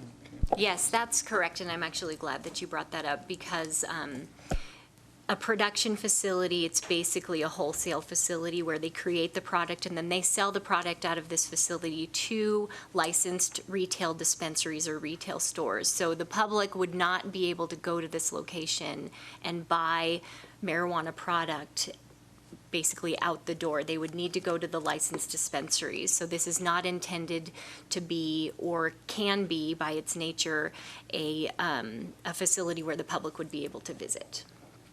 Thank you. Okay, are there any other public comment on this item? Seeing none, we'll bring it back for discussion and consideration. Any discussion, issues? I'll make a motion. Okay. I move to approve SUP-17-082, a request from Carson City Agency Solutions LLC, property owner Capital Vending Company Incorporated, to allow the expansion of an existing medical marijuana production facility located at 4949 Highway 50 East, Suite A4, APN 008-371-05, based on the findings and subject to the conditions of approval contained in the staff report. We have a motion. Is there a second? Second. We have a second by Ms. Stowell. Is there any further discussion? Seeing none, I would, all those in favor of the motion signify by saying aye. Aye. Opposed? No. 5 to 1. She on the phone. Yeah, she answered. Oh, she, So we have, the motion passes with one no vote. We will move on now to item F8.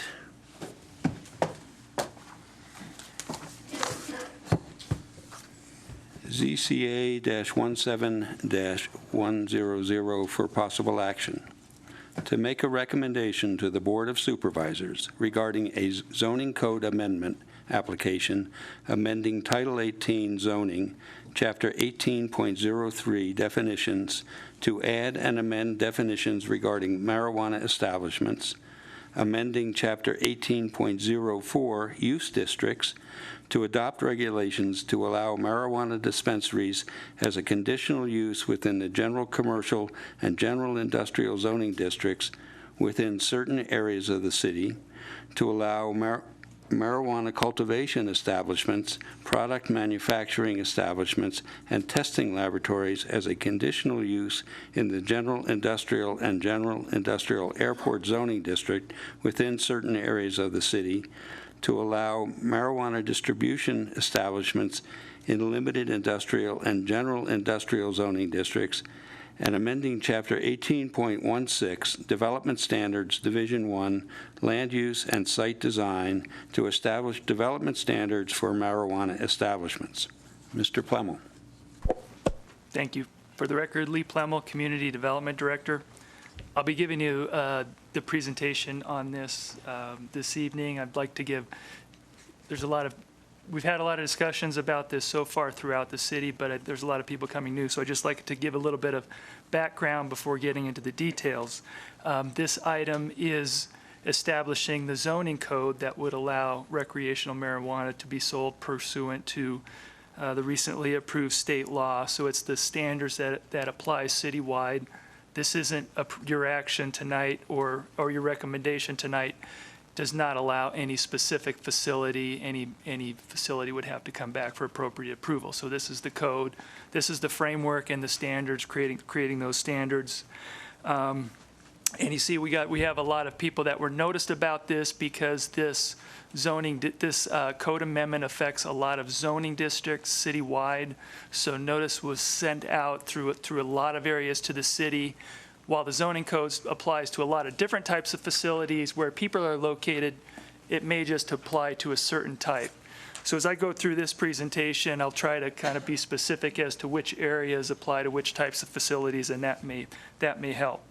First of all, just for a little bit of background for the public and for you on this, just not too far back, but in November of 2016, the voters of Nevada approved the initiative to legalize the sale and production of recreational marijuana, as they're referred to in state legislation and in the proposed code, just marijuana establishments. And then at the legislature this year, 2017, there were a couple bills passed, the primary one being SB 487 that provides the framework under which counties and cities may regulate marijuana, which includes the zoning ordinance, which is the purview of the Planning Commission in making your recommendation. So and then on June 6th of this year, we had and in a workshop, public workshop before that, we had a lot of discussion, and as a result of that June 6th meeting, the Carson City Board of Supervisors gave direction by staff, by a split vote, to draft zoning and business license regulations for marijuana establishments, or the recreational marijuana, regulations that are similar to the medical marijuana establishments. So that's basically what's been done, and as I go through this, I'll point out where there may be any differences. And then following up on that, on June 20th, the board adopted an ordinance allowing existing operational medical marijuana establishments, medical marijuana cultivation and product manufacturing in particular, to begin wholesaling the recreational marijuana, and adopted business license regulations to start collecting business license fees for those. So again, this is, I know this is the first that a lot of people have heard of this, but there have been discussions.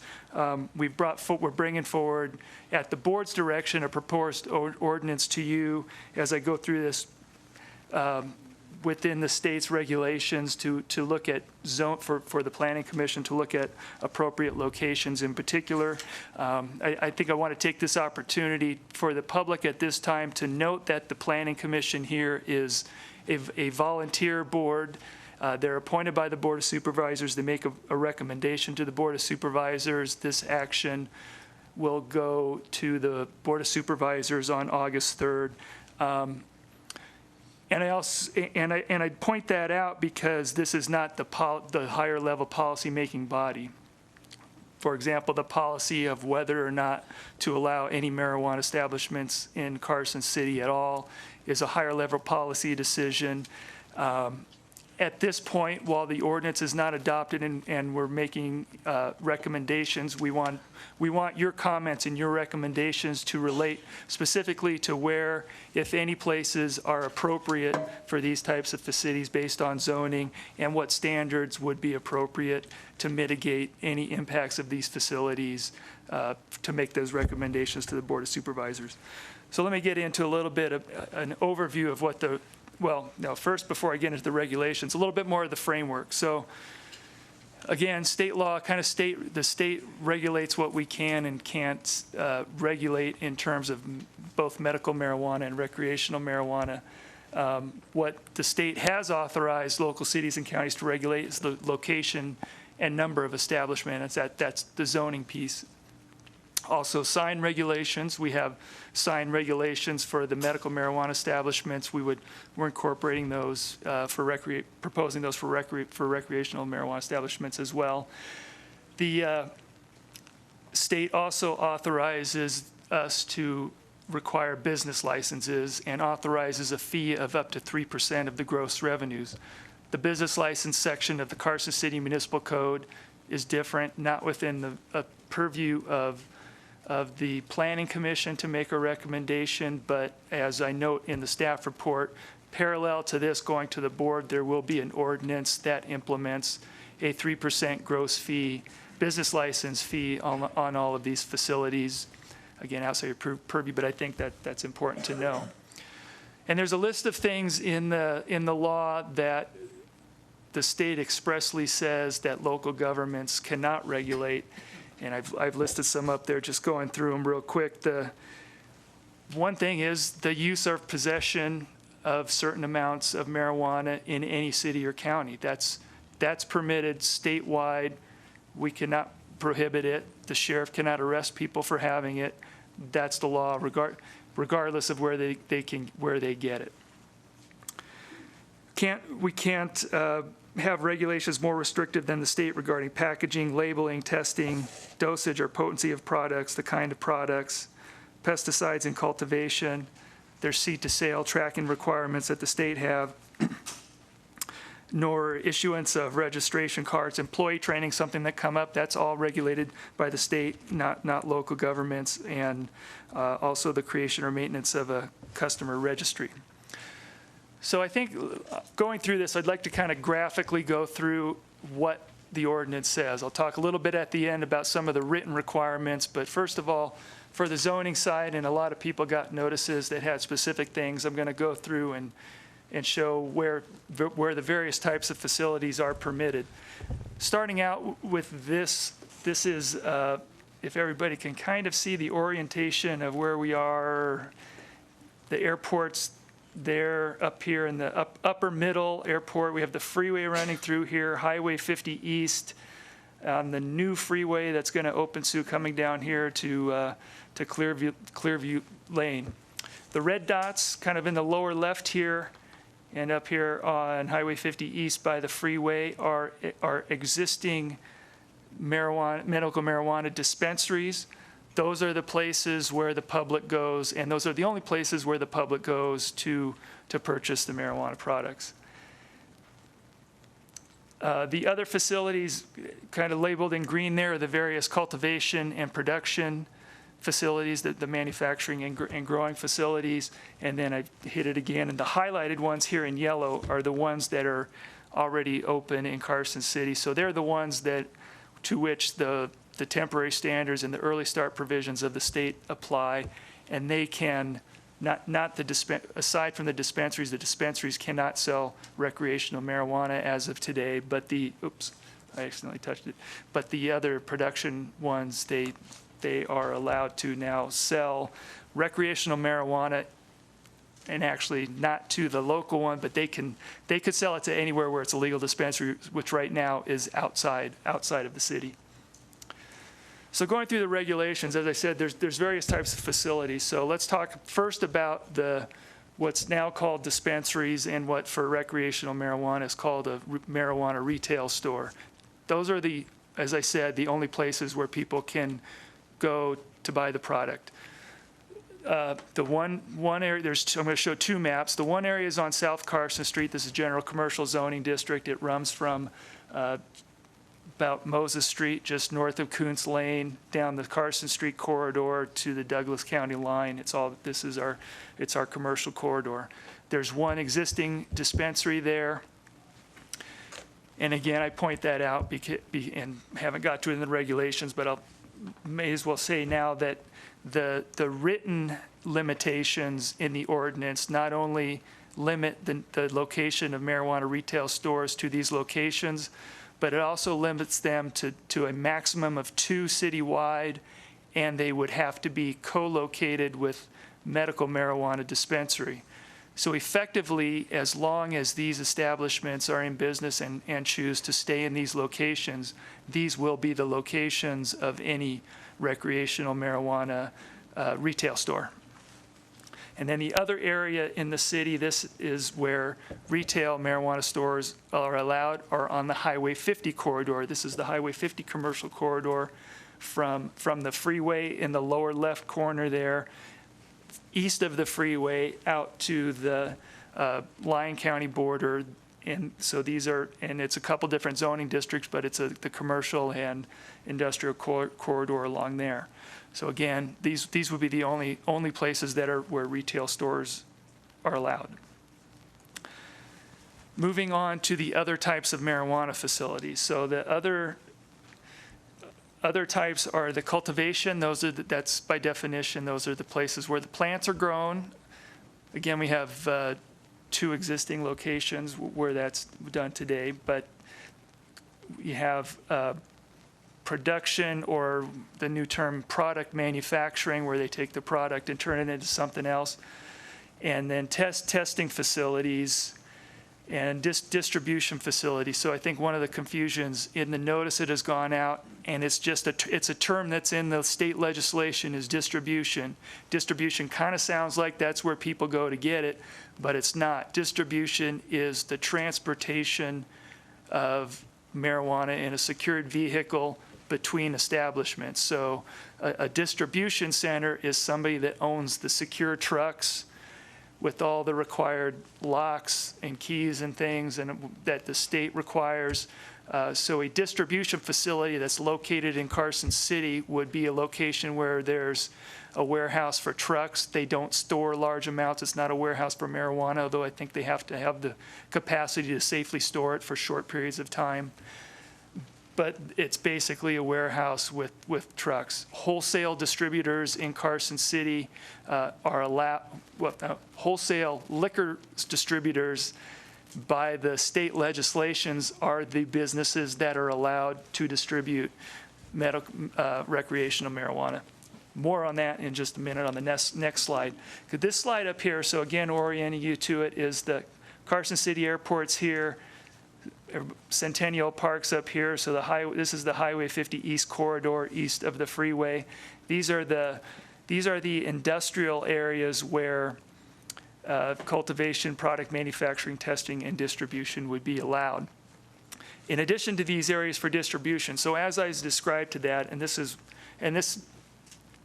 this alone probably doubled our noticing of the adjacent residents because this is the limited industrial zoning district. So in all of these areas on the map, there's no medical marijuana facilities allowed except for distributors. And again, the distributor is the transportation trucking company that has a facility where they store their trucks. We have one existing liquor distributor in Carson City who has applied to the state for a marijuana distribution license. That business is located on the east side of the freeway off of Fairview Drive. I think it's South Lampa is the name of the street down there. Right now, that's the only one. But again, the proposed ordinance would allow distributor, that type of warehousing thing, not any manufacturing or production or growing in these limited industrial areas. So I hope that graphically explains what a lot of the zoning ordinance says. So in addition to that, towards the end of the ordinance, there's a lot of the list of other requirements that we have. And again, these requirements exist for medical marijuana establishments today. If this ordinance is adopted, they would also apply to the recreational marijuana establishments. But some points I'd like to point out here. So again, I'll just reiterate: there's only two retail stores would be allowed, and only co-located with an approved medical marijuana dispensary. Some of the things, a lot of these conform with state law and just mere state law. There's no consumption allowed on the premises of any type of facility. And in fact, there's no consumption, I didn't point out earlier, but there's no consumption allowed anywhere but in your private residence or in your car on your private property. So whether or not it's sold here and people can have it, there should be nobody walking around smoking marijuana, and I know the sheriff is on top of that already now that it's legal in the state. They're already having to chase people around a little bit with that issue. So a lot of worry about professional looking buildings and signage. There's a lot of things out there that show that marijuana graphics and things, but in Nevada, and even with the packaging and imitation of candy stuff in Nevada, there's laws against that stuff. We have strict sign regulations, so in fact they have to have smaller signs than another retail business would typically be allowed, and they can't have things like marijuana logos or things, and again, that complies with state law. Nothing visible from outside. And then one of the things, and I saw some comments on this, and I wanted to point this out about the separation requirements. So no marijuana establishment can be within 1,000 feet of any school or within 300 feet of parks, childcare facilities, playgrounds, and other types of community facilities like that cater to kids. So all of those areas I showed on the screens are not necessarily where a facility could be permitted, because that doesn't show all of these facilities and all of the buffers between them. And for dispensaries, there's further residential separation that's included in the written comments. So if you're in an area and you think there's an area that's then there's certainly a lot of them that are within 1,000 feet of a school or 300 feet of a park. Those areas are excluded by the ordinance. They're excluded by state law from getting a permit from them anyway. And then finally, for retail stores, some of the limitations on the use that we propose to carry over from the medical marijuana dispensaries to retail stores is a limitation on the hours of operation from 7 a.m. to 8 p.m. So they don't become a late night hangout. They should be closed up. So that was something that was discussed a bit, even when we were talking about the medical marijuana establishments. Of course, no drive-through services. So, and then, and I mentioned again for those, there are other separation that we've added in Carson City separation where they're on residential streets. Again, the current facilities meet where they're located, meet the requirement, but there could be other restrictions on the areas based on that should somebody move a location. So that's a summary of the ordinance. You have the complete ordinance and packet, and I'd be happy to take questions at this point and throughout the discussion. Thank you. Mr. Sattler. Lee, in recommendation of the motion, it mentions the airport zoning district.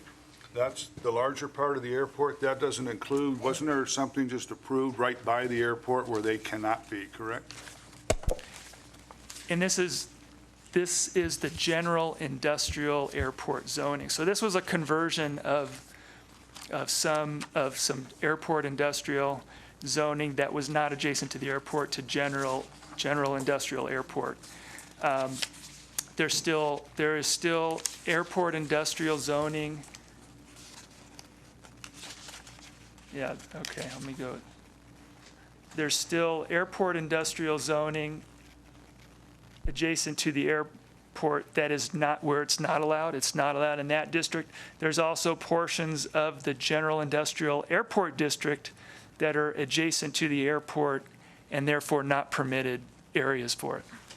What was that was formed? What was it called? I remember when we went right around it, where it was part of the airport but separate from that. So they just put together a couple months ago or whatever. So, yeah, so that was when we made a new zoning district called General Industrial Airport. Yeah. And so anywhere within the General Industrial Airport District and also the General Industrial District where some of the limited industrial land changed over, and specifically on the east side of the airport, most of that was limited industrial. It changed to general industrial, but with a provision that prohibits federally illegal uses on property sharing a boundary with the airport. Yep. Mr. Owl? Just matching up the language in the staff report with the draft ordinance.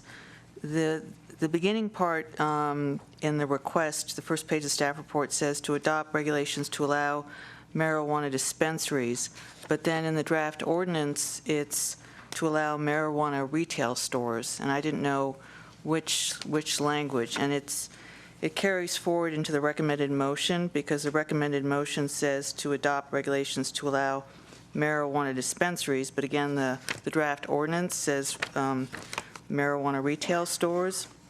The other thing I noticed is that basically the ordinance sets up everything as a conditional use except for the distribution establishments.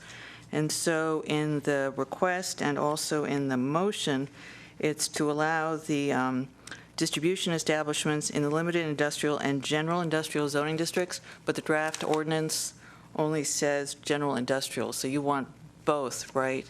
You want the distribution, the introduction to the ordinance says just general industrial. You want general industrial and limited industrial, right?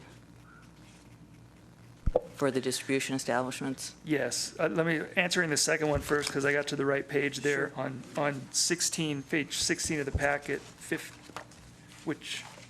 skipping page 16 of the packet, lower right corner. Do you have the version that says marijuana distributor is a permitted use in limited industrial? Are you looking at the request or the draft ordinance? The ordinance. The ordinance itself. Page 16. Right. Packet, page 16, lower right corner. I'm just looking at the header, the introduction to the ordinance itself, the summary of the ordinance. To address the bigger picture, Sorry. the ordinance is has been a work in progress. We had to prepare the title notice like 3 weeks ago to get it into the paper to meet the deadline for this, but it's been a work in progress. And Dan, you with the district attorney's office is the primary author, and we're working closely with this. So, and we continue to refine these types of things. So the title as it goes to the Board of Supervisors will be a little different and accurately reflect those things. And including some of these little verbiages in here, but regarding the airport and getting that exclusion in the right places in here, we're still working on those fine details, but substantially, yes, it's supposed to be in limited industrial and general industrial, and what happens is in the general industrial section, all those permitted uses carry forward to general industrial. So actually in the new one, we've actually deleted it from general industrial because it carries forward. It's listed in LI. That's just how our ordinance works. But the beginning part is to allow marijuana retail stores, or is it to allow marijuana dispensaries? The beginning part. The term is, because the one is bigger than the other, right? If you say No. dispensaries, it's No, a catch-all. dispensaries was the old medical marijuana establishment term. A retail store is the new term that we're adopting, so it should say marijuana retail store. okay. It'll be changed we'll change the title to say marijuana retail store. Thank you. Any other questions for staff? Okay, since the city is the applicant on this item. There is no applicant other than Mr. Plemmel. At this time, well, maybe Mr. Plemmel and Mr. Yu, how about that? At this time, I will open it up for public comment on the draft zoning ordinance. And I will note now that we have received 25 letters of comment. I think all but one of those in opposition to one part or another of the ordinance. And if you've submitted a letter and you don't have anything that you really want to add to it, you can just indicate that you've submitted the letter, identify your name, and so we can make the connection, and we have read all of this material. This is actually nothing compared to other ones we've received. But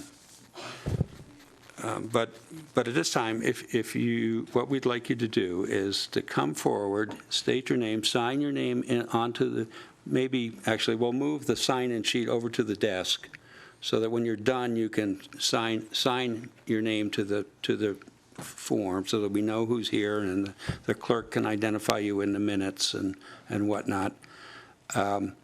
But we will time you. You'll have 3 minutes.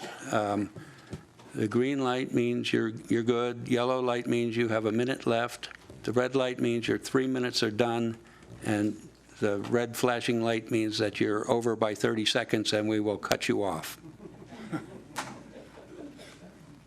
So I would add that all those letters and comments and will be forwarded to the Board of Supervisors as well, so then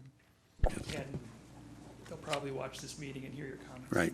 Thank you for that clarification. There are at least one supervisor here listening. So, who wants to be first?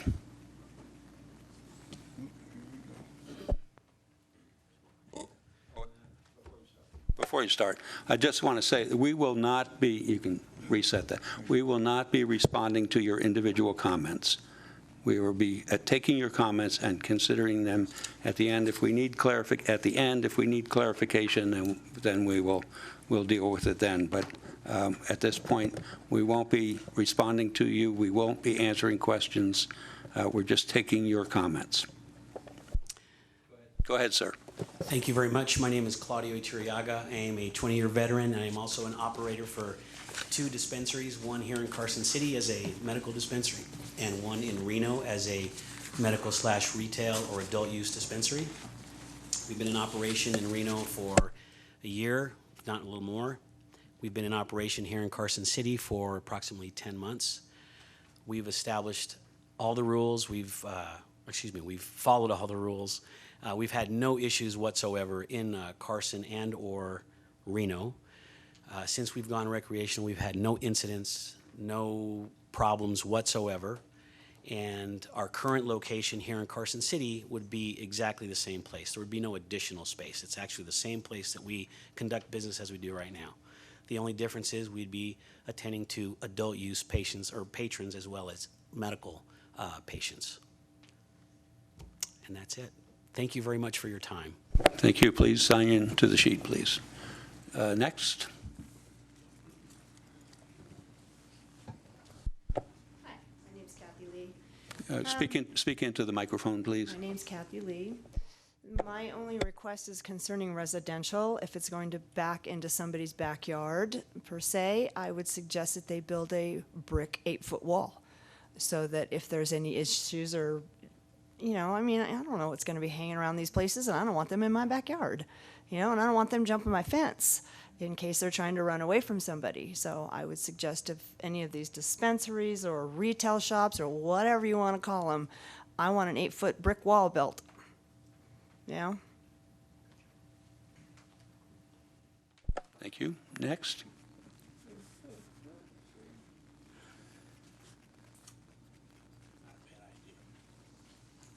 Good evening. My name is Bud Southard.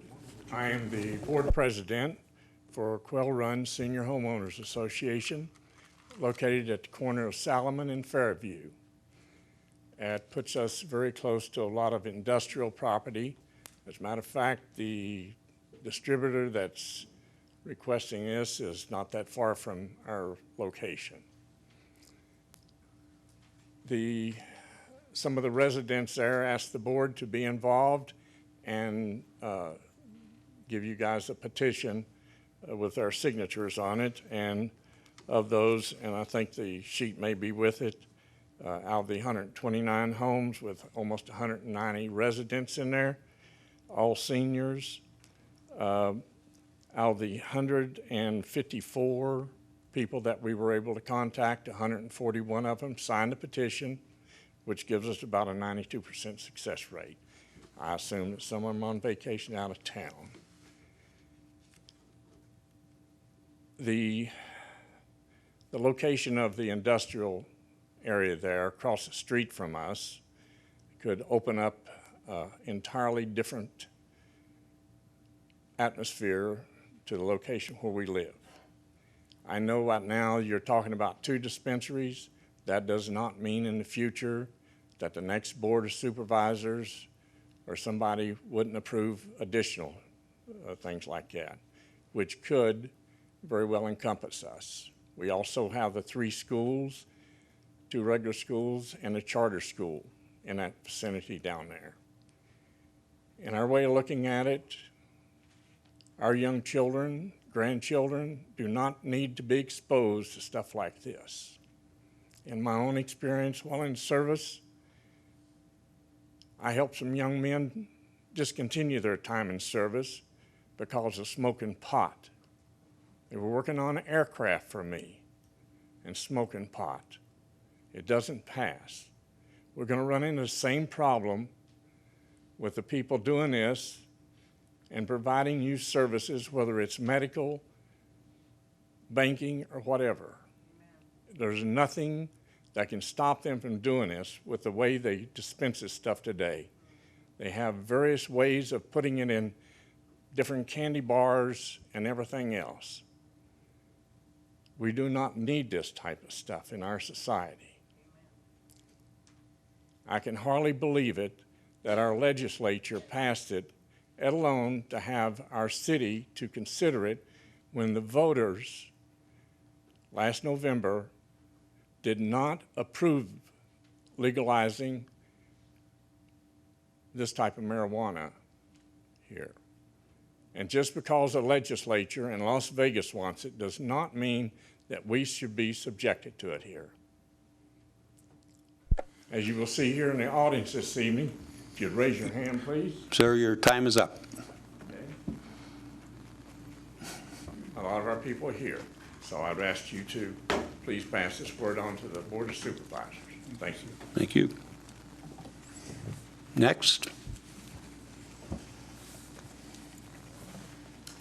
Good evening. I'm Adrienne Freeman. I've been in twice talking to Mr. Plemmel about this, and I have written you a letter. Chris Freeman, my husband, and I wrote you a letter. Our big concern is that we are expanding what is presently allowed into limited industrial from general industrial zoning. Mr. Plemmel said that this would just be, the distribution would just be trucks coming and going. But he indicated to me that it'll also be storage of marijuana there. And I'm very concerned about the odor control issue. I'm also concerned about increasing marijuana allergies, for which there are no injections yet developed. I see no need to move what we already have as ordinances into the limited industrial area in any way. Too much of our limited industrial abuts right up and adjoins residential. And if it's detrimental to school children, it's also detrimental to families with children. And us, all of us. Okay, thank you. Please sign in. Next.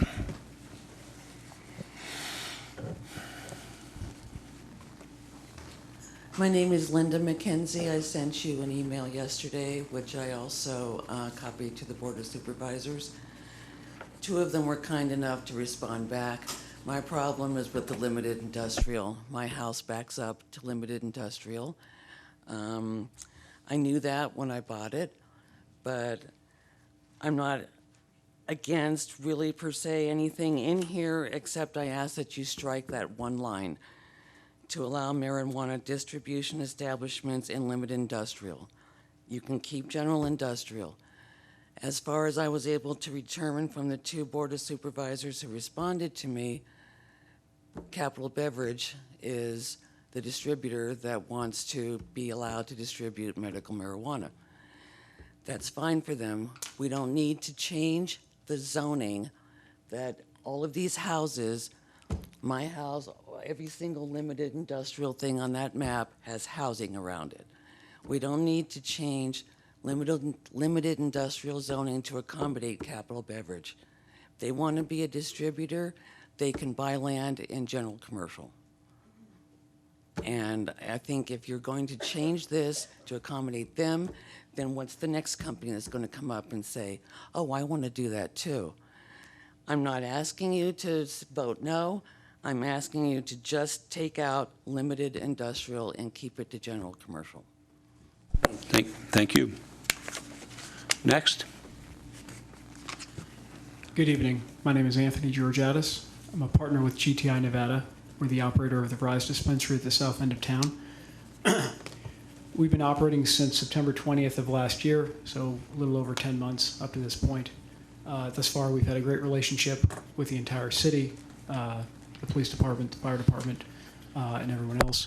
One thing I just want to make sure that everyone here is aware of is that given the rules that have been passed statewide, what's happening right now is we have Carson residents that are driving up north to Reno to purchase product, and they're driving back down. In fact, at the last Board of Supervisors meeting, one of the other operators indicated that approximately 20% of their entire customer base was actually making that drive.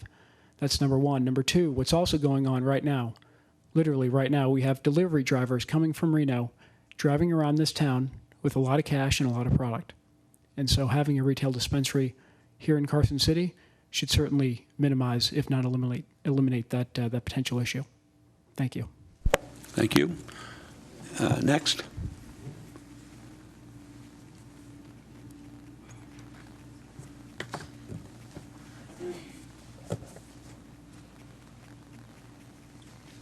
Good evening. My name is Steve Von Rumpf. I'm a Carson City resident. I'm a Marine Corps veteran, 10 years of service. State of Nevada law enforcement, 25 years, recently retired. I currently work as a polygraph examiner for sex offenders throughout Nevada. And with sex offenders or anybody else, I come in contact with people that are using illegal drugs, mainly marijuana. We can't change the law that is currently on the books, that we're allowed to have marijuana here. We can't turn back the page, but I don't think we should make it easier and more accessible than it already is.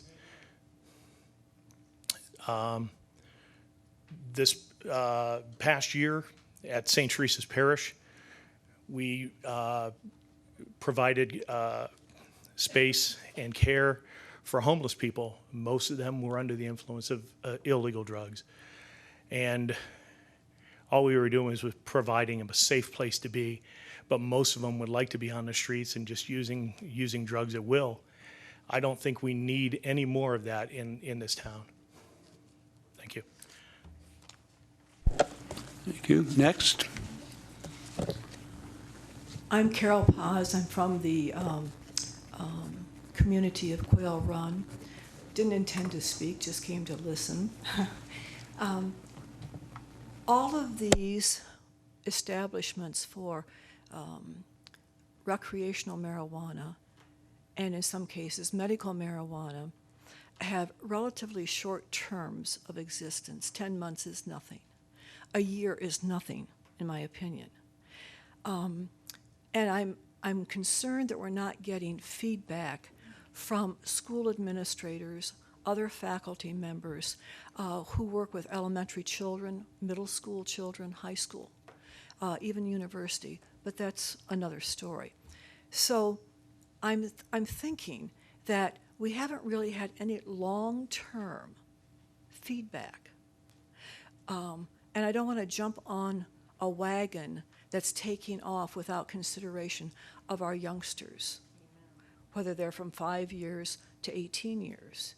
We have a responsibility as adults to protect them, and I don't think we're taking their futures into consideration.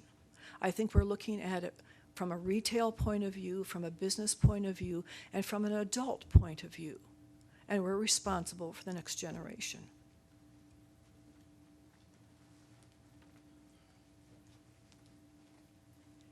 Good evening. My name is Virginia Lewis. I am a mother of an almost 16-year-old son that you cannot tell me that marijuana does anybody any good. It has ruined his life forever.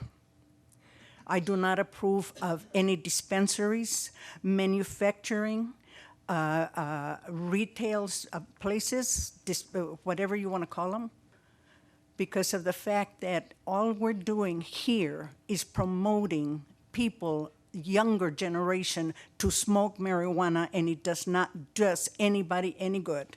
All I can see here is people interested in making money, not having a bit of concern for the welfare of our young people.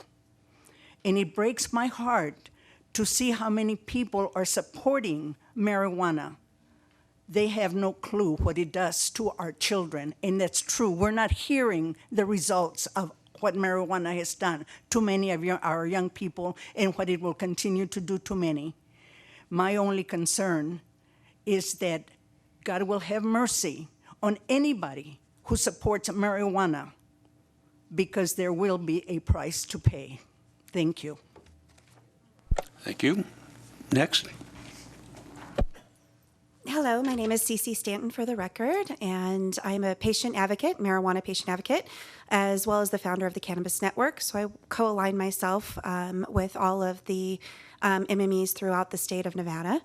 I'm here to speak on behalf of the patients mostly in regards to the zoning and the ability for them to have safe access to medicine regardless if they're using it medicinally or recreationally.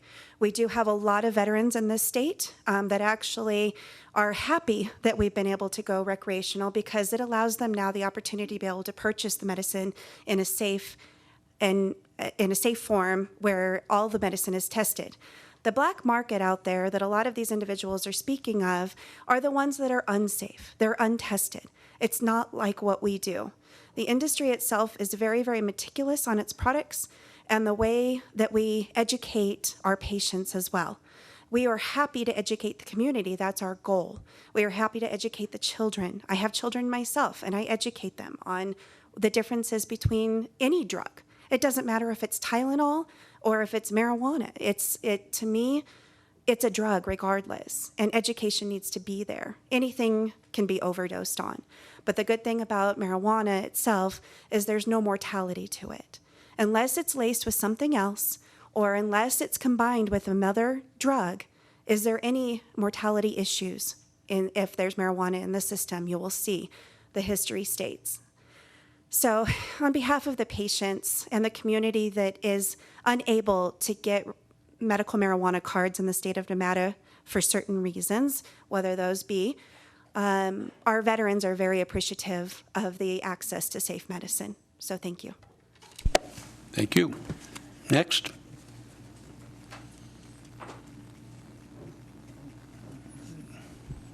Sir, you have already spoken? No, you didn't. You were on the other one. I'm sorry. Gotcha. No, just kidding. All right. Will Adler with the Sierra Cannabis Coalition, again on a separate agenda item.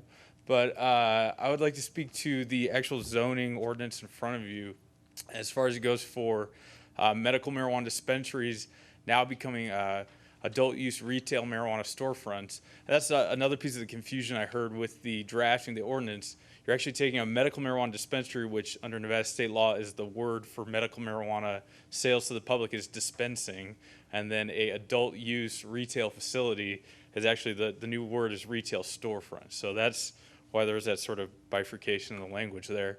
But we're taking probably the best stance Carson City could, I would think, for maximizing the effectiveness of their language, because they're linking medical marijuana dispensaries to the new adult use retail storefronts. They're not allowing for additional storefronts without additional medical marijuana dispensaries as well. We only have 2 in Carson City. You actually are allocated to have 4 as far as the state law indicates, but linking it to the zoning actually limits it to having a medical marijuana dispensary previously is the only place you have a retail facility. So it actually limits the impact and the actual square footage by quite a lot. We're limited to the 2 storefronts we have that have been open for about a year. And in that, they've shown that they're zoned properly and commercially available, yet not impactful to the community. Most people, when I'm asked, don't actually know that we have dispensaries in Carson City because there's been such a non-effect of having a medical marijuana dispensary. And I think much the same will be for the retail facilities.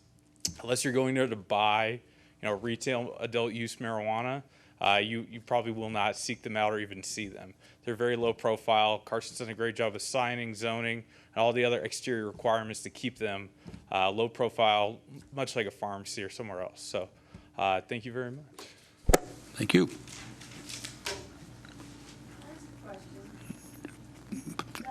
Please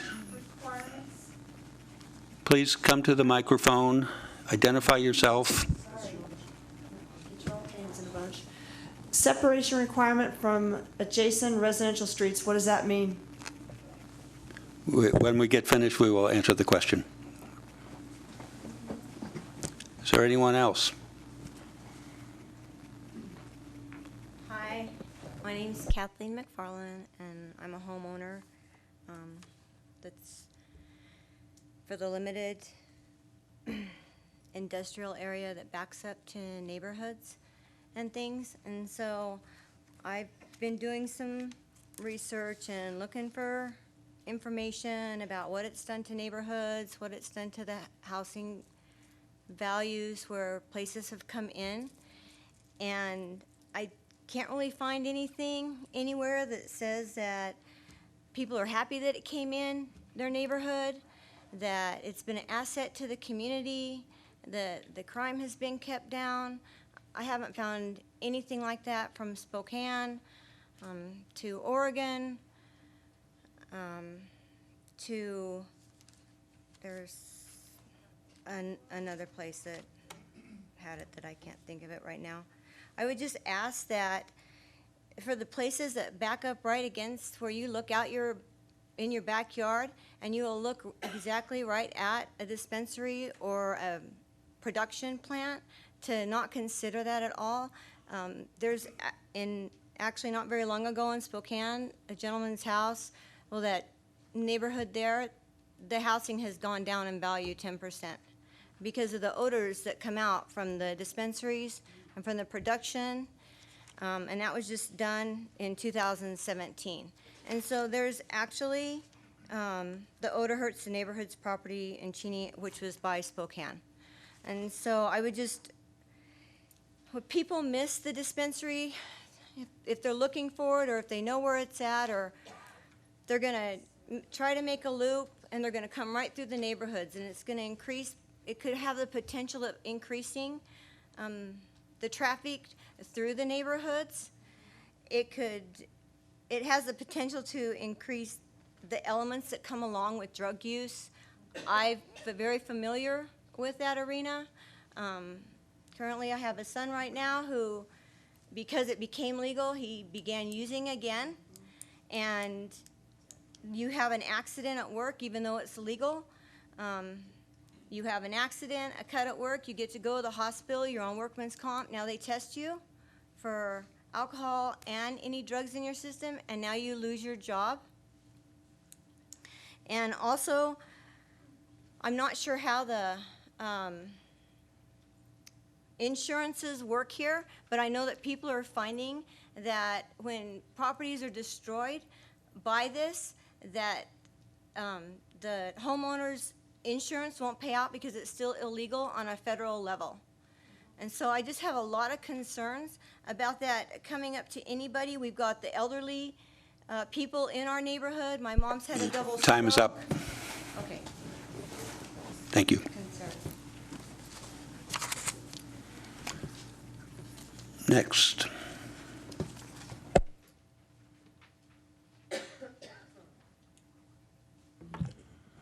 Good evening, David Ruff. And, you know, earlier today, or tonight, it was addressed about the expansion from general commercial into light industrial. And, you know, the increase of the potential of facilities to be put around the community here. And in a letter that I've drafted, I tried to go forward and mark out areas where we had schools, churches, parks, all located within at what I had thought was the 1,000-foot perimeter, and it turned out to be only 1,000 foot for schools, but 300 foot for parks there. But a number of these facilities that we have in the community here are closely abutted to the light industrial. And so I just want to make sure that should we have more time to look at these, we might be able to strike some of these areas that Lee's put on the map here for us, and I'd appreciate that. All right, thank you. Thank you. Is there anyone else?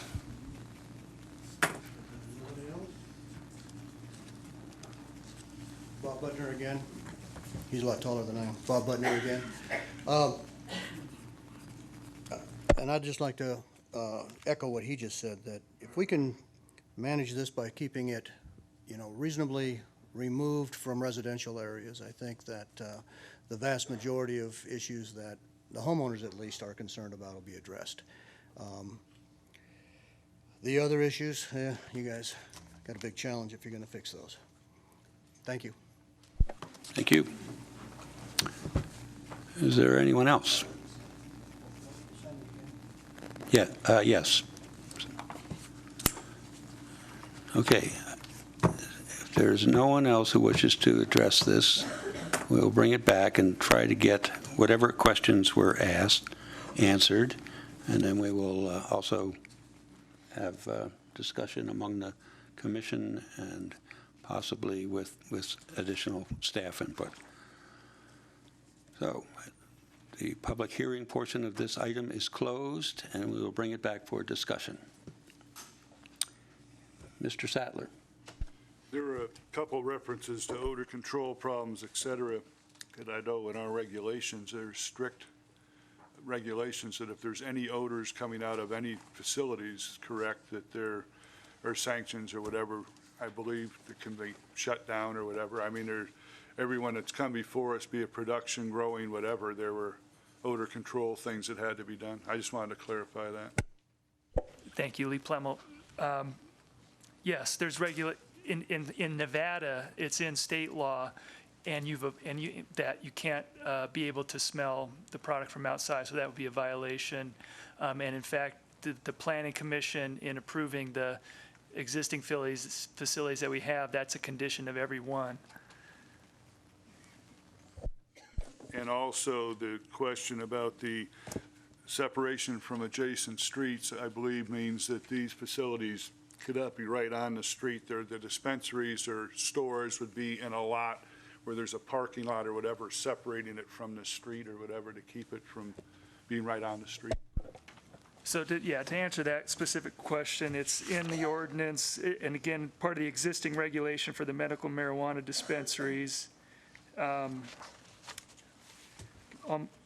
Almost the last page of the ordinance, section D, it says, it is a little convoluted to have you measure it, but it's actually where there's a residence on the same street as the dispensary, it's 300 feet from the nearest property line to the front door of the facility. There's a minimum separation, so they wouldn't be able to be any closer than that. What if you abut? The question was, what if you're abutting? If you're within 300 feet, behind it, but not behind it, yeah. So there, potentially, and there's no facilities where this applies, but so let me answer some other questions, follow up to that. Potentially, one could be in your backyard if you in fact have general commercial up to your backyard, for example. There's other standards that apply. Obviously, the smell is one. But that goes to, so some of the other things like, well, then, should there be a fence?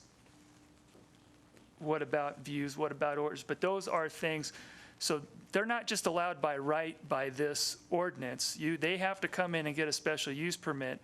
And if they're exceptionally close, one way or another, but still maybe legal, but closer than the planning, than you're comfortable with, or that might impact neighbors, then you can require a fence to mitigate the view, or other, sound barrier if there's concern with sound, or frankly deny it if it's good, if the impacts are going to be that great that it's that adjacent to it.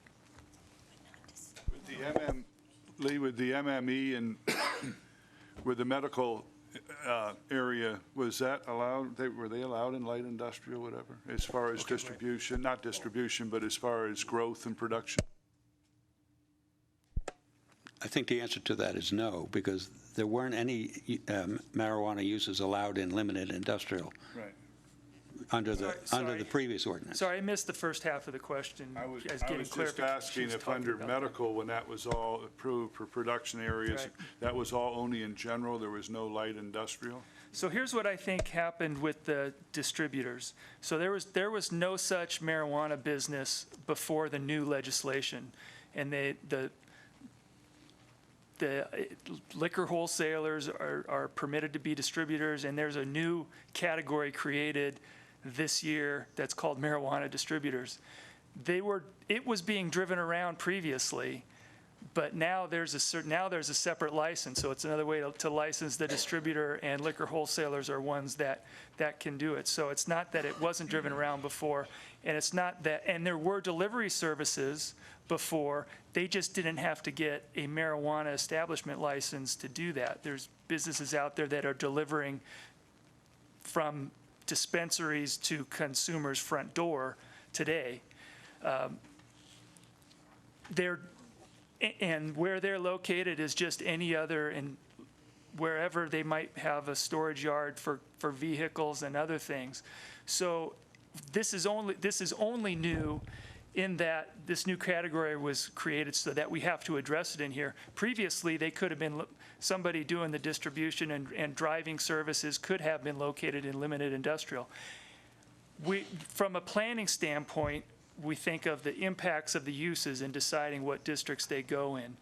So aside from the fact of what the product is, we feel that a distributor is that delivery is a similar use to those uses that already exist in limited industrial, and general industrial. That's why as a draft, and you can have discussion on this and make a different recommendation, but as a draft, I mean, that's why we put it in there, because that's where those types of facilities are located now. If you don't know what's behind the doors, what's inside the van, it's to the neighborhood, the impact should be the same as other similar uses. So, and again, so that's why it's being recommended or suggested to be put in limited industrial, and why it's new. Not that it wasn't necessarily there before, but it's just a new name and a new category that was established that we need to address.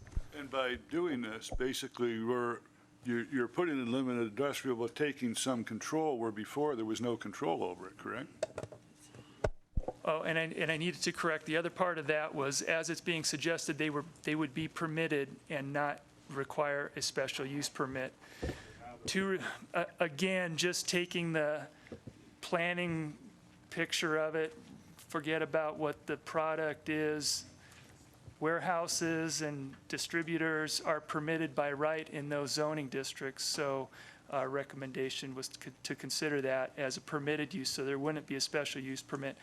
Not that there are other standards about that are still required. The separation requirement, they still can't get a permit if they don't meet the state separation requirements. They still can't, we still have development standards in Carson City that require screening of any outdoor storage of vehicles or trucks or things.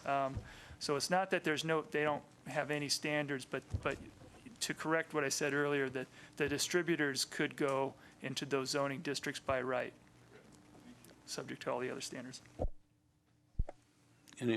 Candace. So even though from the big picture, the warehousing and distribution type land uses are obviously allowed in limited industrial and general industrial zoning districts, and even though liquor distributors are allowed in those zoning districts, would there be a real complication if the recommendation was, because everything else is conditional use, would it really throw a monkey wrench into this if we were to recommend that instead of allowing specifically marijuana distribution establishments by right in limited industrial and general industrial, to make it as conditional use as well?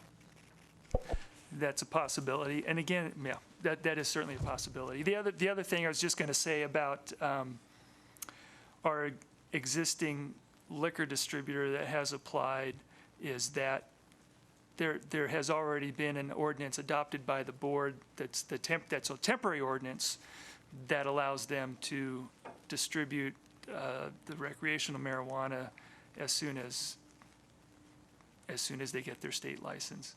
Now, again, that's just kind of aside for your knowledge, but it certainly could be that any new establishment coming in could be required to get a special use permit, be a conditional use. Any other questions? Mr. Borders. Would that solve the major concern we've heard about limited industrial? At least seems like it makes it that much more difficult, and we have a little more control over where it goes. So I think you would have more control over the mitigation measures in any given circumstance, is how I would, right? There's some definite criteria you can either go, that it would preclude you, like the distances from a school or park would absolutely preclude you from even applying. But having a conditional use would give you a little bit more flexibility in addressing immediate neighbor concerns if it's close. Okay. It's not trying to going off the subject, but with the distribution place, I think in some other areas of the state, the liquor distributor was here, maybe in a limited industrial. He didn't have to distribute from there. He could also purchase property somewhere else and just distribute from there as well, or does it have to be off the property currently?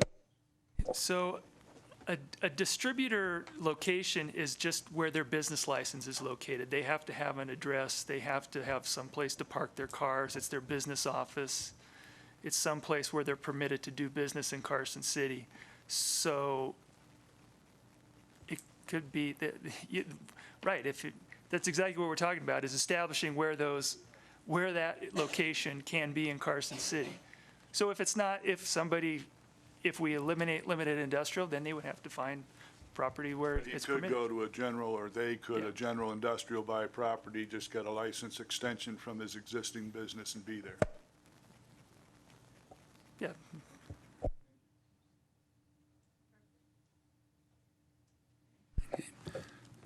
I know that there were a couple questions, and the first woman who spoke, I forgot, didn't get your name, but what was the question that you came up second? The residential separation? Okay. I think I covered that. Okay. So the adjacent street means that if the residents and the medical marijuana or the marijuana facility are on the same street, that there's a separation. It's not a parcel separation requirement. It's a linear separation from the front door of the facility to the residential parcel. Right, 300 feet, he said. Right. Well, I live on a half acre, so there's 300 feet right there to my front door from that fence. But it's not the back fence where there is no separation between the back fence. And what we're discussing is that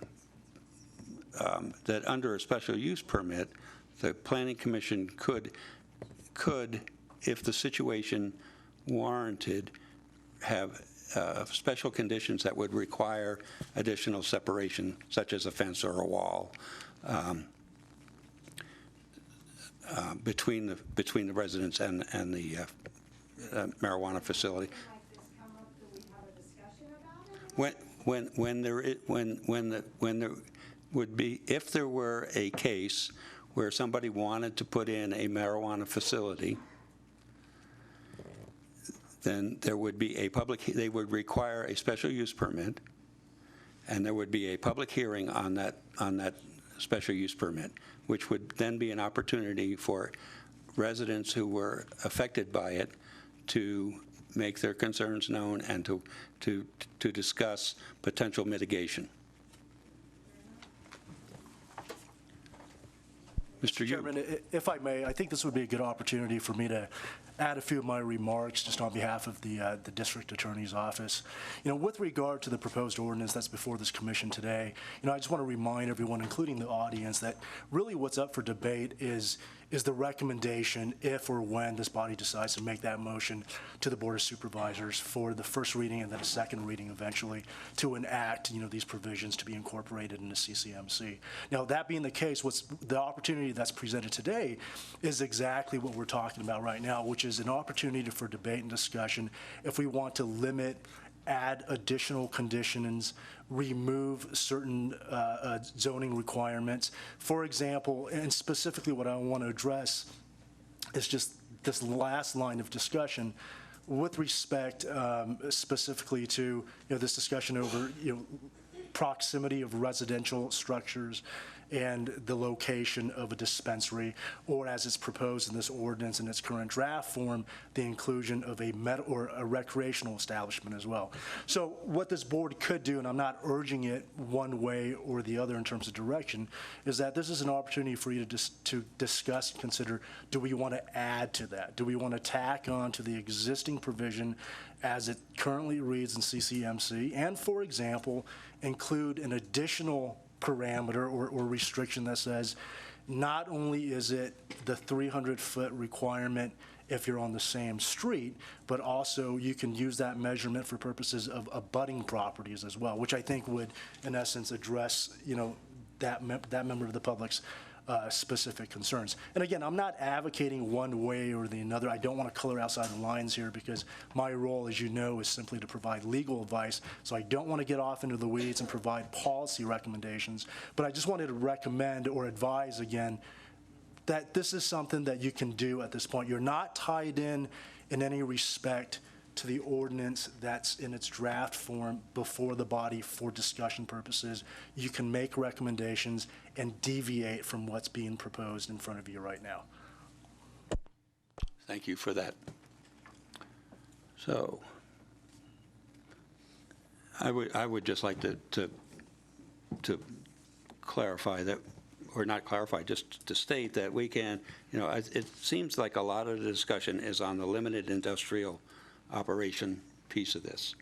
And I think that my recommendation would be to move it from a primary permitted use, the medical or the marijuana distributor's use as a primary permitted use to a conditional use. As a conditional use, it would then come before the Planning Commission before it could be approved for a special use permit. And at that time, the public would have an opportunity to indicate what their concerns were with that particular operation. Be it the proximity to a residential property. Then we could talk about putting fences or some other type of security or whatever it might be. But that would be the proper channel for dealing with individual applications. And I guess that's all I have to say. Ms. Stowell. Question, would there be possibly two ways to go? One would be to say conditional use for distribution establishments in both limited industrial and general industrial zoning districts. Another way would be to say cut out limited industrial and allow it by right only in general industrial.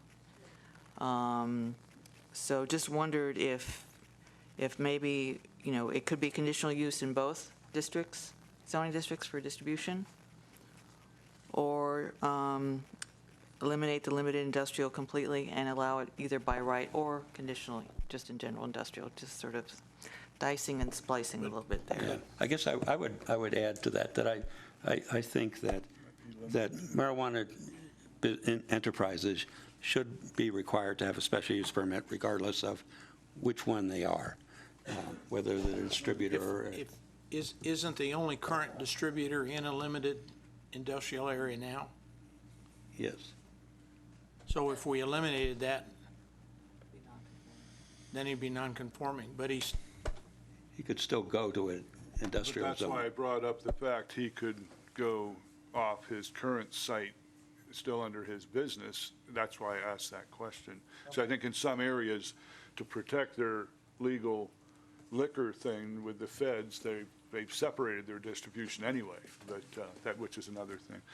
The other option would be, too, possibly to make it 300 feet from abutment all the way around, but that might be even more difficult than just doing like you said. So there's like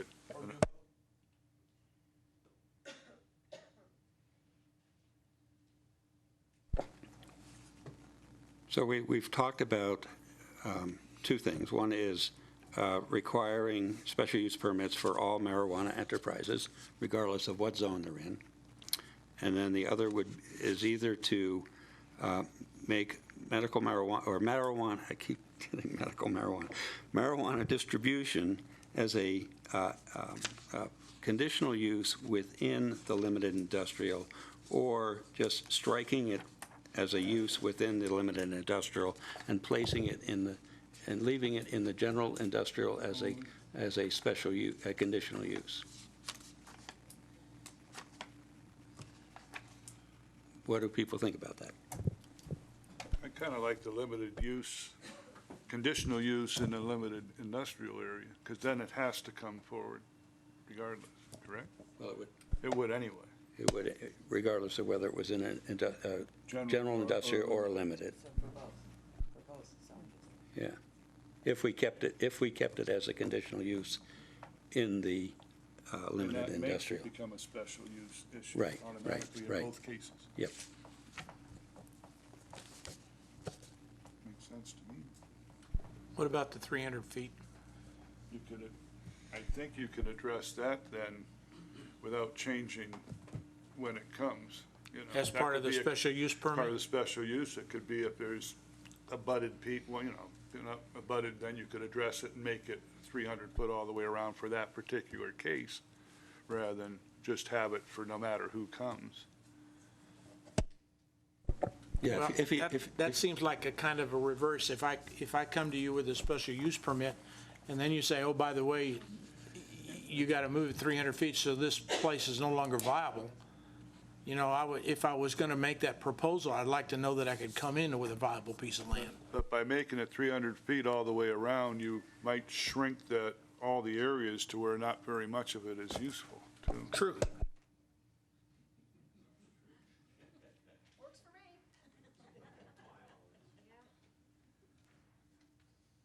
Well, just thinking about the practicality of a 300 feet all the way around, and how functional that would be. I mean, you could have, within that 300 feet, you could have another commercial use between the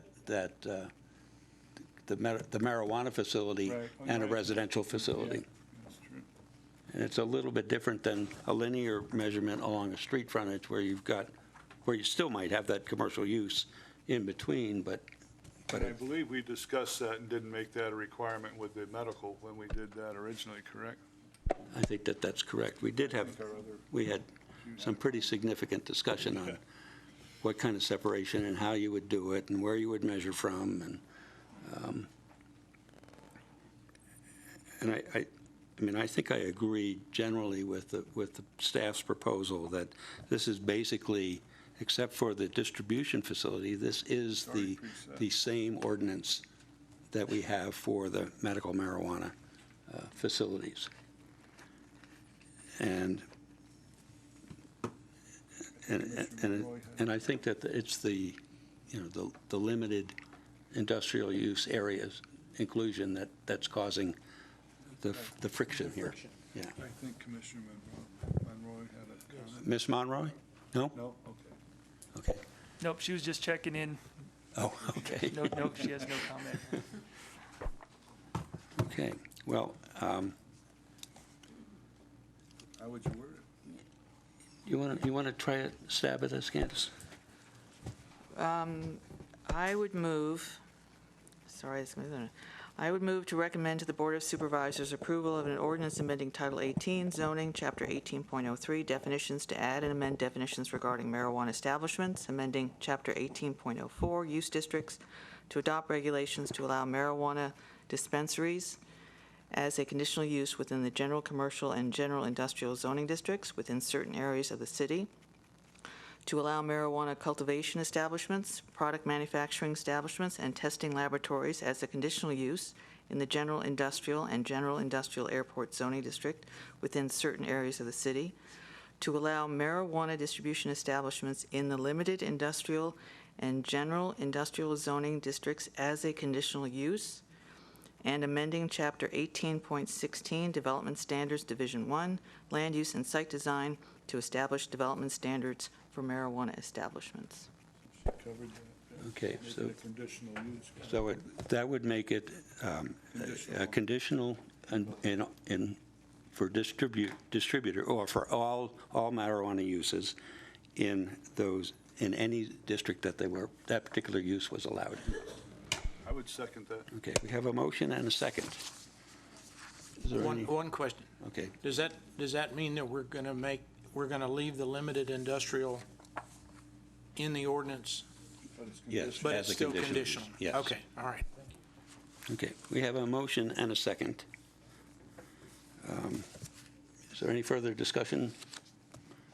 Hearing none, I would entertain a motion. All those in favor of the motion signify by saying aye. Aye. Opposed? Okay, so 5-1, motion passes. I think that works. Moving on. Item 9, F9, miscellaneous -17-074 for possible action. To make a recommendation to the Board of Supervisors regarding an ordinance to place a new moratorium for a period of up to 180 days with the ability to extend it by resolution for up to an additional 60 days on the acceptance and processing of planning or other applications for construction or operation of marijuana establishments as contemplated by the Regulation and Taxation of Marijuana Act passed by Nevada voters during the general election on November 8, 2016. Mr. Plemmel.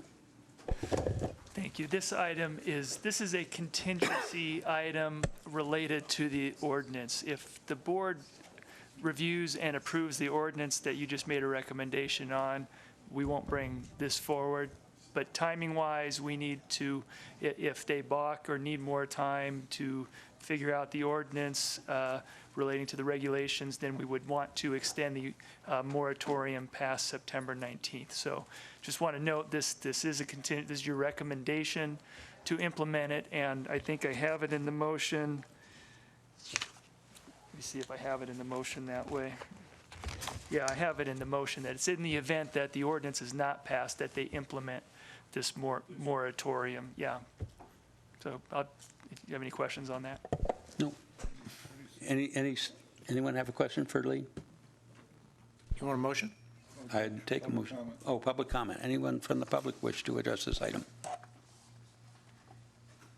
Seeing none, bring it back for a motion. Mr. Chairman, I move to recommend in the event that an ordinance is not adopted regarding recreational marijuana establishment regulations by September 19, 2017, that the Board of Supervisors approve an ordinance declaring a second moratorium for a period of up to 180 days with the ability to extend it by resolution for up to an additional 60 days on the acceptance and processing of planning and other applications for construction or operation of new marijuana establishments based on the findings contained in the staff report. We have a motion. Do I have a second? Second. A motion and a second. Any further discussion? All those in favor of the, did you have a comment? I'd simply like to state that use of marijuana is a violation of federal law, and that's why I vote no on this item and all other items that have anything to do with marijuana. I believe not only that, I think the character of Carson City will forever be changed with the approval, particularly of recreational marijuana, and not for the better. Any additional comment? All those in favor of the motion signify by saying aye. Aye. Aye. Opposed? No. 5-1, motion passes. Moving on to our final item. F10, miscellaneous 17-080 for possible action to elect Planning Commission officers. At this time, we are required by our procedures to elect a chairman and a vice chairman. I am ineligible to run for chairman again, and will be happy to vacate the seat to someone more capable. So. Or whoever drew the short straw. Yeah. Mr. Salerno. I would like to nominate Mr. Mark Sadler for the chairmanship, and to nominate, should we do it one at a time, or one at a time? Okay. I'll second. We have a motion and a second to nominate Mr. Salerno. No. I mean, Mr. Sattler. Mr. Sattler, do you accept the nomination? Yes, thank you. I would Okay. accept the nomination. Okay. All those in favor of, this is not a public hearing, is it? I mean, oh, it is. So is there anybody for the public who wishes to address this item? Hearing none. All those in favor of the motion signify by saying aye. Aye. Aye. I can't vote on it. 5-0. Why can't you vote on it? I don't think that normally would be this. Yeah, I think it's okay that you abstain. You don't think you're One good enough? abstention. One abstention. Yes. You don't think you're good enough? It's the right thing to do. Can I make the nomination? Now you can, we have vice chairman. I would like to nominate Commissioner Borders for vice chairman to assist me in leading this, and in doing so, make a comment as well that thank you, Commissioner or Chairman, for the job you've done and the example you've set, and I hope with your help and the assistance of the other commissioners, I can continue on somewhat as well. So, Thank you for that. I'm sure you will do a superior job. I would like to second that, and I would also like to say that I would like to thank our current chairman for the wonderful job that he's done during this period of time. And I know that our new chairman will step up and do equally. Now, not better, not worse. So you've seconded his motion for Mr. Borders? Yes. As the vice chair? Okay. All those in favor of the motion signify by saying aye. Aye. Aye. Opposed? Then I'll abstain, but I would also like to echo the comments of the previous speakers in support of our previous chairman. Okay, we have a new chairman, Mr. Mark Sattler, and a vice chairman, Mr. Borders, Chuck Borders. Yeah, thank you. Charles Borders, probably. Chuck. Okay. So we are now at the close of the public hearing and staff reports.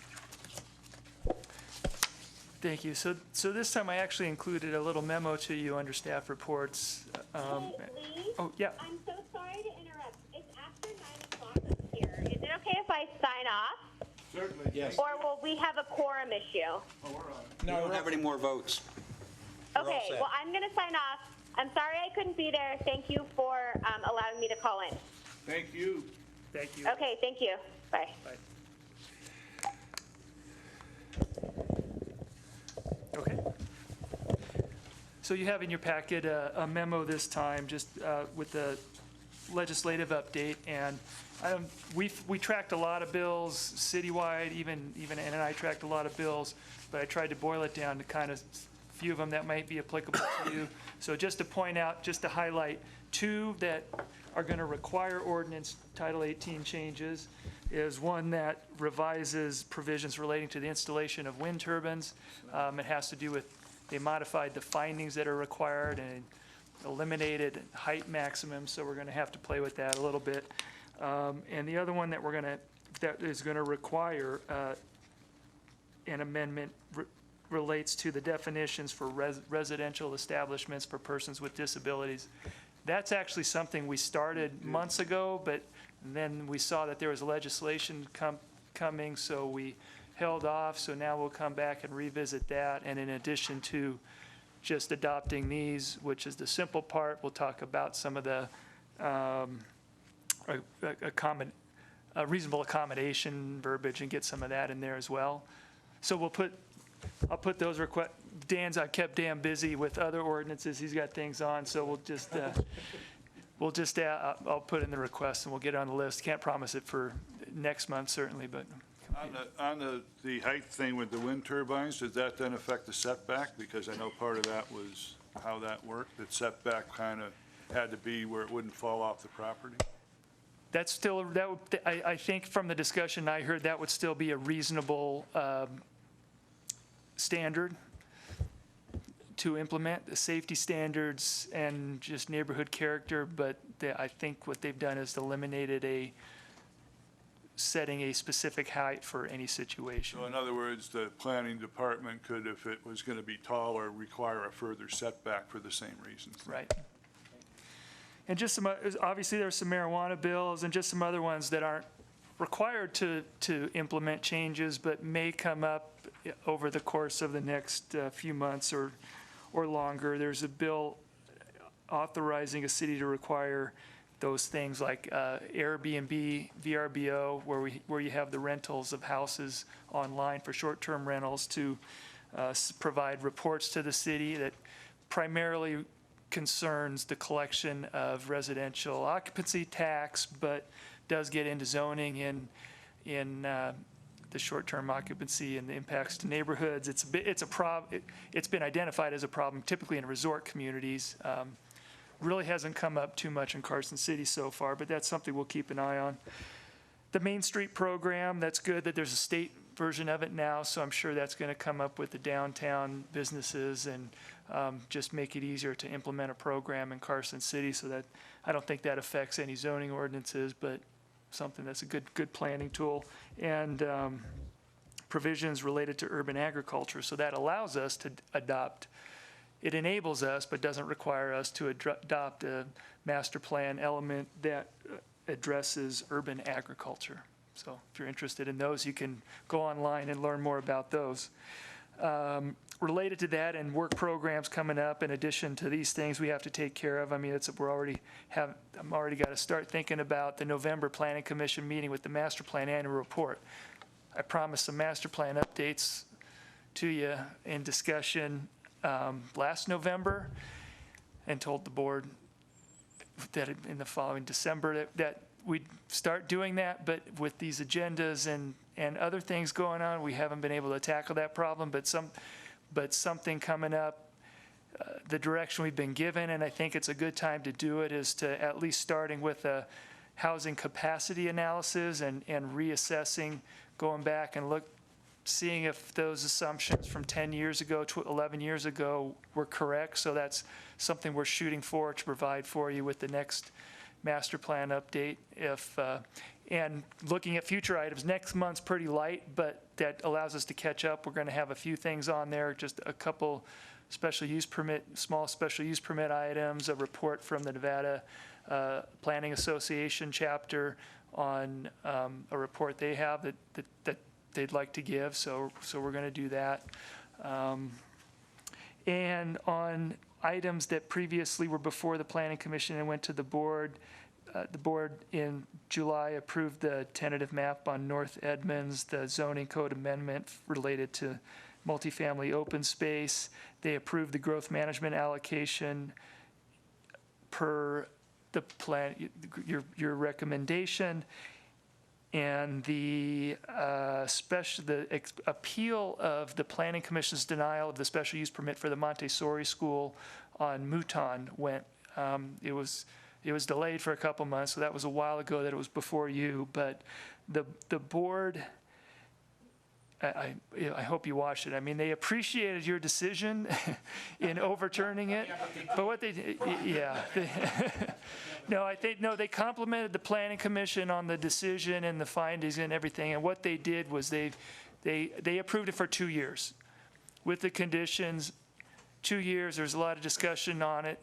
And actually, I want to point out that something that didn't happen until that point is actually a couple of the industrial neighboring properties came forward pretty strongly against it and the impacts of it, which is honestly, it's the kind of objection to that as staff I've been hearing ever since I've been here, and really I'm surprised that didn't get that sooner. I think would have, but it very much supported your decision and our recommendation.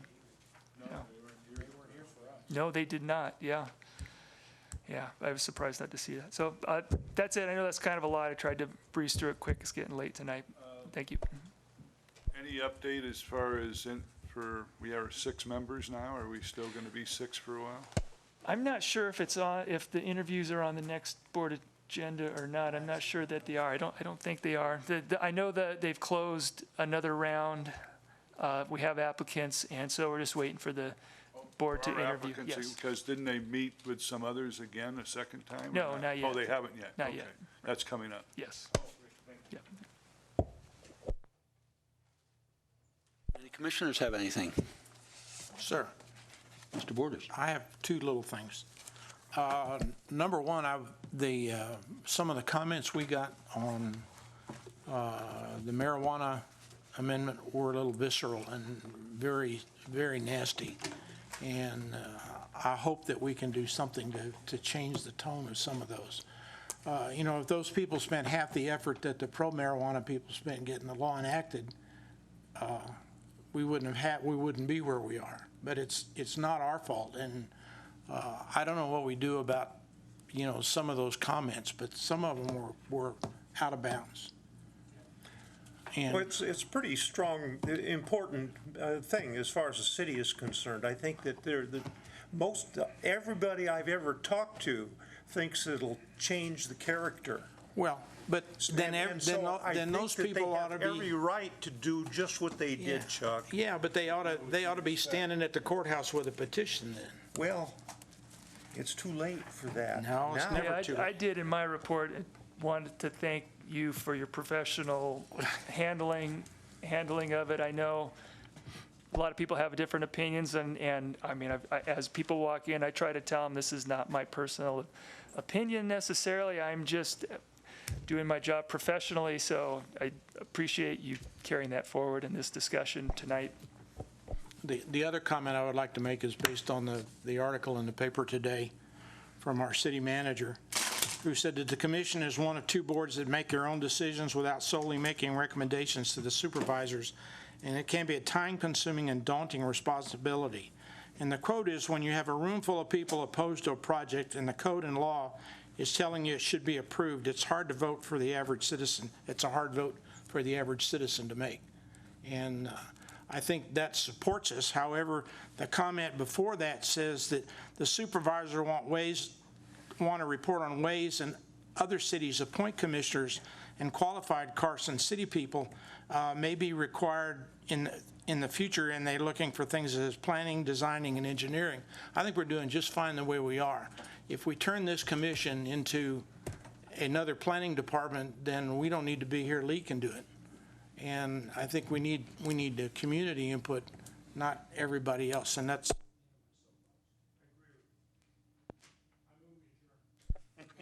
And I'm the only non-planner here, and I'll second that. Planner, architect. Meeting We're going to call for public comment one more time. Oh, public comment. Any further public comment? Meeting is adjourned. No,